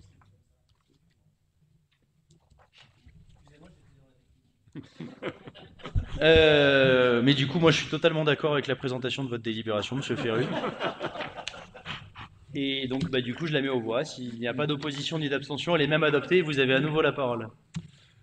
Il s'agit de valider la mise à jour du tableau des changements de cotation des postes opérés depuis la mise en place du RIFSEP, soit pour les 12 agents concernés par la modification de cotation, 6 372 € bruts annuels, soit pour les cotations se référant aux 6 créations de postes, 17 486 € bruts annuels, soit un coût chargé pour la collectivité de 33 400 € brut annuel. Le détail des postes impactés vous est précisé dans le projet de délibération. Je vous remercie. Merci beaucoup, Monsieur Ferru. Je vais mettre cette délibération aux voix. Y a-t-il des oppositions ou des abstentions? Je vous remercie. Elle est adoptée. Vous avez à nouveau la parole pour les emplois saisonniers. Ouais. Afin de faire face à un pic d'activité sur une période donnée, les collectivités locales peuvent ainsi recruter des agents contractuels sur des emplois non permanents. Ici, il s'agit de créer à compter du 1er juin 2024 jusqu'au 30 septembre 2024 10 postes non permanents pour faire face à un besoin lié à l'accroissement saisonnier d'activité sur des postes de maître nageur, surveillant de baignade, agent d'accueil à la boutique du patrimoine, pour le musée de la mine et la piscine municipale. Je vous remercie. Merci beaucoup. Si ça n'appelle pas de questions, je mets cette délibération aux voix. Y a-t-il des oppositions ou des abstentions? Je vous remercie, elle est adoptée. Il reste une délibération sur les agents contractuels. Afin de maintenir la continuité du service public, il est prévu la possibilité de recruter des agents contractuels pour assurer le remplacement temporaire d'agents publics territoriaux, lorsqu'ils sont autorisés à exercer leurs fonctions à temps partiel, lorsqu'ils sont indisponibles en raison d'un détachement de courte durée ou d'une disponibilité de courte durée prononcée d'office, lors d'un détachement pour l'accomplissement d'un stage ou d'une période de scolarité préalable à la titularisation, dans un cadre d'emploi de fonctionnaire ou pour suivre un cycle de préparation à un concours, lors d'un congé régulièrement accordé. Merci d'approuver donc cette délibération qui nous permet de procéder à ces recrutements. Merci beaucoup. Je mets cette délibération aux voix. Y a-t-il des oppositions ou des abstentions? Je vous remercie. Elle est adoptée. La parole est à Claire Barnéou pour la délibération numéro 32. Merci, Monsieur le maire. Il s'agit, vous l'avez tous remarqué, la ZAC des quartiers du 15-9 est en construction. Et à ce titre, des voies et des rues sont créées pour structurer la ZAC. Une voie de la ZAC est actuellement dépourvue de nom, alors qu'elle constituera l'accès des futures constructions du haut. Il s'agit de la rue qui part de la rue Collot derrière, et qui passe derrière le marché couvert jusqu'au bâtiment en haut, le bâtiment des terrasses sous les chalets des Mâts. La municipalité a choisi le nom du capitaine François Clerc, officier du 159e RIA à la fin du 19e. Il était précurseur de la pratique du ski en France par les militaires. C'est le capitaine qui est représenté sur les fresques du marché couvert. Marché couvert, j'ai oublié de vous le dire tout à l'heure, dans lequel se tiendra ce week-end le salon des vins, tout le week-end. Voilà, donc il vous est demandé d'approuver la dénomination de cette rue. Merci beaucoup. Moi, je trouve que c'est une très bonne idée parce que ça participe de conserver un peu de l'identité militaire de la ville et donc c'est une bonne chose. Merci de cette proposition. Je vais la mettre aux voix. Y a-t-il des oppositions ou des abstentions? Je vous remercie. Elle est adoptée. Et du coup, je laisse la parole à Claire Barnéou. Alors, je vous propose un truc, si vous voulez, c'est que si vous soulevez un peu votre petit machin en patriote, bah, du coup, c'est bien parce que du coup, vous voyez si c'est vert ou rouge, ce qui nous évitera de passer encore 2 ans à se demander si on a vraiment la parole ou pas. Voilà. Désolé pour le petit tips pratico-pratique. Madame Barnéou, je vous en prie. Délibération suivante. Il s'agit d'une demande de cession d'un délaissé de voirie qui permettra l'accès à la propriété du 4 avenue Professeur Forgues, située dans un virage. Cette petite parcelle de 17 mètres carrés appartient au domaine public communal. Elle est délimitée sur le haut par un muret de soutènement et sur le bas par l'avenue Professeur Forgues. Elle est régulièrement occupée par des véhicules qui stationnent de façon anarchique et bloquent l'accès au terrain des demandeurs. Voilà, il est proposé de constater la désaffection et de prononcer le classement du domaine public communal de cette parcelle de 17 mètres carrés. Les services des domaines ont été consultés sur ce dossier. Je vais mettre cette. Si, Madame Marchand, une question pour vous, Madame Barnéou. Vous avez la parole. Non, pas forcément, c'est plus l'avenue du Professeur Forgues qui me fait écho, et je vous en avais parlé lundi. J'avais une question sur les chemins de traverse qui entre les rues, voilà, qui existent depuis longtemps à Briançon, et il me semble, je pense qu'il y a un droit de passage, et il me semble qu'il y a de plus en plus de chemins de traverse qui ne sont pas respectés par les nouvelles constructions, ou alors qui ne seraient, je vais rester au conditionnel, et du coup je me demandais si ça serait éventuellement possible d'y prêter attention. parce qu'il y a des chemins de traverse entre l'hôpital et l'avenue du Professeur Forgues, entre la route de Grenoble et l'avenue du Professeur Forgues. Je pense à la nouvelle résidence, je ne la citerai pas, mais dans l'avenue Professeur Forgues qui s'est construite. Et il me semble qu'il y a un chemin de traverse qui n'y est plus, et je trouve ça bien dommage. Ouais. Les 17 mètres carrés en question, c'est pas sur les nouvelles constructions, on n'est pas là du tout. En revanche, ça concerne les constructions qui ont été faites au-dessus, à gauche en montant. J'ai pas la réponse là de suite, mais par contre, effectivement, je pense que ça mérite d'être vérifié et qu'on y prête attention quand il y a de nouvelles constructions, effectivement. Eh bien, on va regarder cela et Madame Barnéou, vous voudrez bien adresser une petite réponse écrite quand vous aurez ces informations et qu'on le vérifie à Madame Marchand. En tout cas, on va le regarder. Madame Valdener a demandé la parole. C'est bon. Juste pour dire que en fait, c'est beaucoup le long des canaux que c'est pas respecté. Vous avez raison. Il y a des gens qui n'ont pas envie et normalement, il y a 60 cm le long de tous les canaux. Et tous ces petits chemins étaient le long des canaux. Et c'est vrai que c'est très pratique et qu'il y en a un certain nombre qui sont condamnés et qu'il y a peut-être une action à mener, oui, au niveau des ASA et tout ça. Condamnés ou avec des panneaux. C'est ça, ou des palettes au milieu, interdits, etc. Et c'est fort dommage parce que c'est vrai que ça fait beaucoup de raccourcis, beaucoup moins de gens sur la route. C'est vrai. Bon, écoutez, décidément, vous n'avez pas voté le budget, mais vous êtes pleine de bonnes intentions. Donc écoutez, merci. Mais merci aussi à vous, docteur.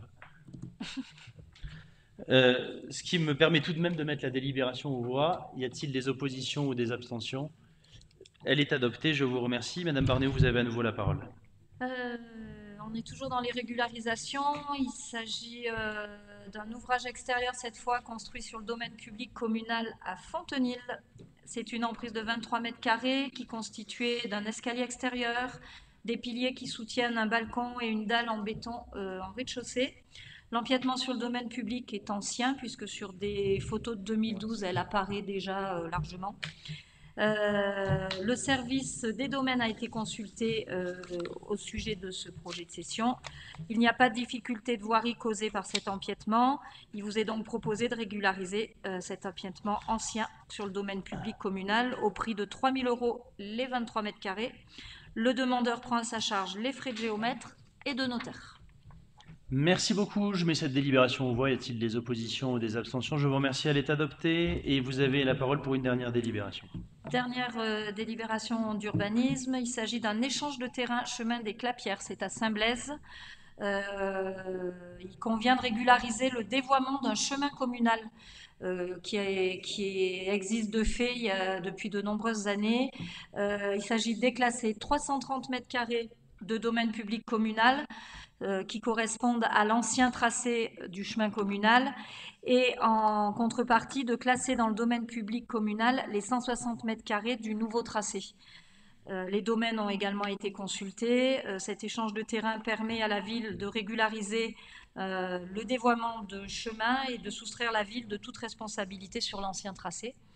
Cet échange n'a pas d'incidence sur l'enclavement des terrains mitoyens. Une servitude de passage entre les propriétaires concernés sera conclue et annexée à l'acte notarié d'échange. Il vous est demandé d'approuver cet échange. Question, sinon je la mets aux voix. Y a-t-il des oppositions, des abstentions? Je vous remercie, elle est adoptée. Et pour finir ce conseil, Michel Skritnikov va évoquer un dossier scolaire. Merci Monsieur le maire et bonsoir à tous. Dans le cadre de la démarche de notre école Faisons l'ensemble, c'est-à-dire le projet NEF, qui a pour objectif de faire émerger et d'accompagner le développement de projets innovants visant à améliorer la réussite et le bien-être des élèves et à réduire les inégalités scolaires. Pour ce projet, une convention de transfert de biens numériques du collège Vauban au profit de la ville de Briançon doit être faite. En fait, le collège Vauban sert de support pour ce projet. Les biens transférés d'une valeur de 605,04 € TTC comportent un module central avec une caméra de conférence et 15 casques stéréo. Toutes les écoles du Briançonnais ont pu en bénéficier et c'est vraiment une très belle opportunité pour celle-ci. Je vous remercie et d'approuver donc cette convention ci-jointe qui précise les modalités de transfert de biens. Merci beaucoup. Est-ce que ça appelle à des questions? Ça n'en appelle pas, je la mets aux voix. C'est bien ce qui est l'objet de la convention, puisque ça veut dire que les biens sont transférés à la commune, mais la commune assure la maintenance comme elle l'assure déjà dans toutes les écoles. Tout à fait. On va suivre ça avec attention. On fait la mise en place aussi. Merci, je la mets donc aux voix. Y a-t-il des... Ah pardon, vous avez... Sur cette délibération? Alors allez-y. Oui, c'est pas du tout sur cette délibération, monsieur le maire, mais j'en profite puisque c'est madame Sriknikov qui a pris la parole et je tenais personnellement à lui dire que demain, je serai avec toutes les pharmaciennes et les pharmaciens et les officines. Vous pouvez compter sur moi. Depuis le début de l'année, une pharmacie par semaine ferme en France. Décidément, c'est message à être transmis à tous les pharmaciens de notre ville et à Michel Sriknikov. Si ça vous dérange pas, je vais faire voter la délib. C'est une question sur les écoles? Bon. Alors, je vais faire voter la délibération pour les écoles qui est importante. Donc, y a-t-il des oppositions et des abstentions sur cette délibération? Elle est adoptée. Et je me permets juste, avant de donner la parole à monsieur Boulet, de vous demander, s'il vous plaît, de bien vouloir patienter 2 minutes dans la salle avant de partir, parce qu'il y a des documents budgétaires qui n'ont pas été signés, et s'ils ne sont pas signés, ils ne peuvent pas être exécutoires. Donc, ce serait tout de même fâcheux.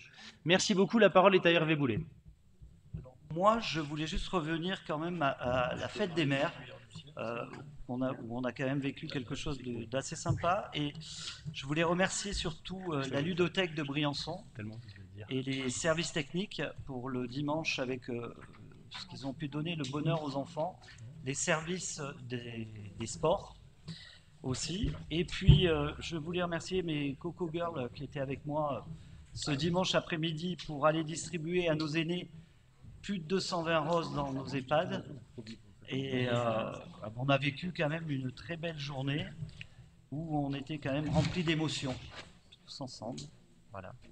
C'était simplement un petit clin d'œil aux mamans, aux aînés. Et voilà, c'était une dure journée, mais une belle journée. Voilà. Merci en tout cas de l'expression de cette solidarité. Et, chez les aînés, et oui, et le concert aussi qu'on a vécu. Alors moi, je l'ai vécu à Domitis, ça a été une très grande réussite. Et vraiment, ils étaient puisque la ravis. Philharmonie de Rosenheim a joué dans tous les EHPAD et les résidences seniors-service de la ville. Non, mais c'est bien de le souligner. Merci à eux. Et pour clôturer le conseil, je me permets juste de vous souhaiter et de souhaiter aux Briançonnais, même si nous reverrons au conseil début juillet, un très bel été culturel et musical. Vous avez les affiches qui ont été dévoilées hier de Briançon sous les étoiles 2024 avec Chinese Man en tête d'affiche du festival Articolos qui se déroulera sur 3 jours et 1001 nuits pour Aladdin et la lanterne magique dans les remparts. Merci à tous. Je lève la séance du conseil municipal et vous souhaite une très belle soirée.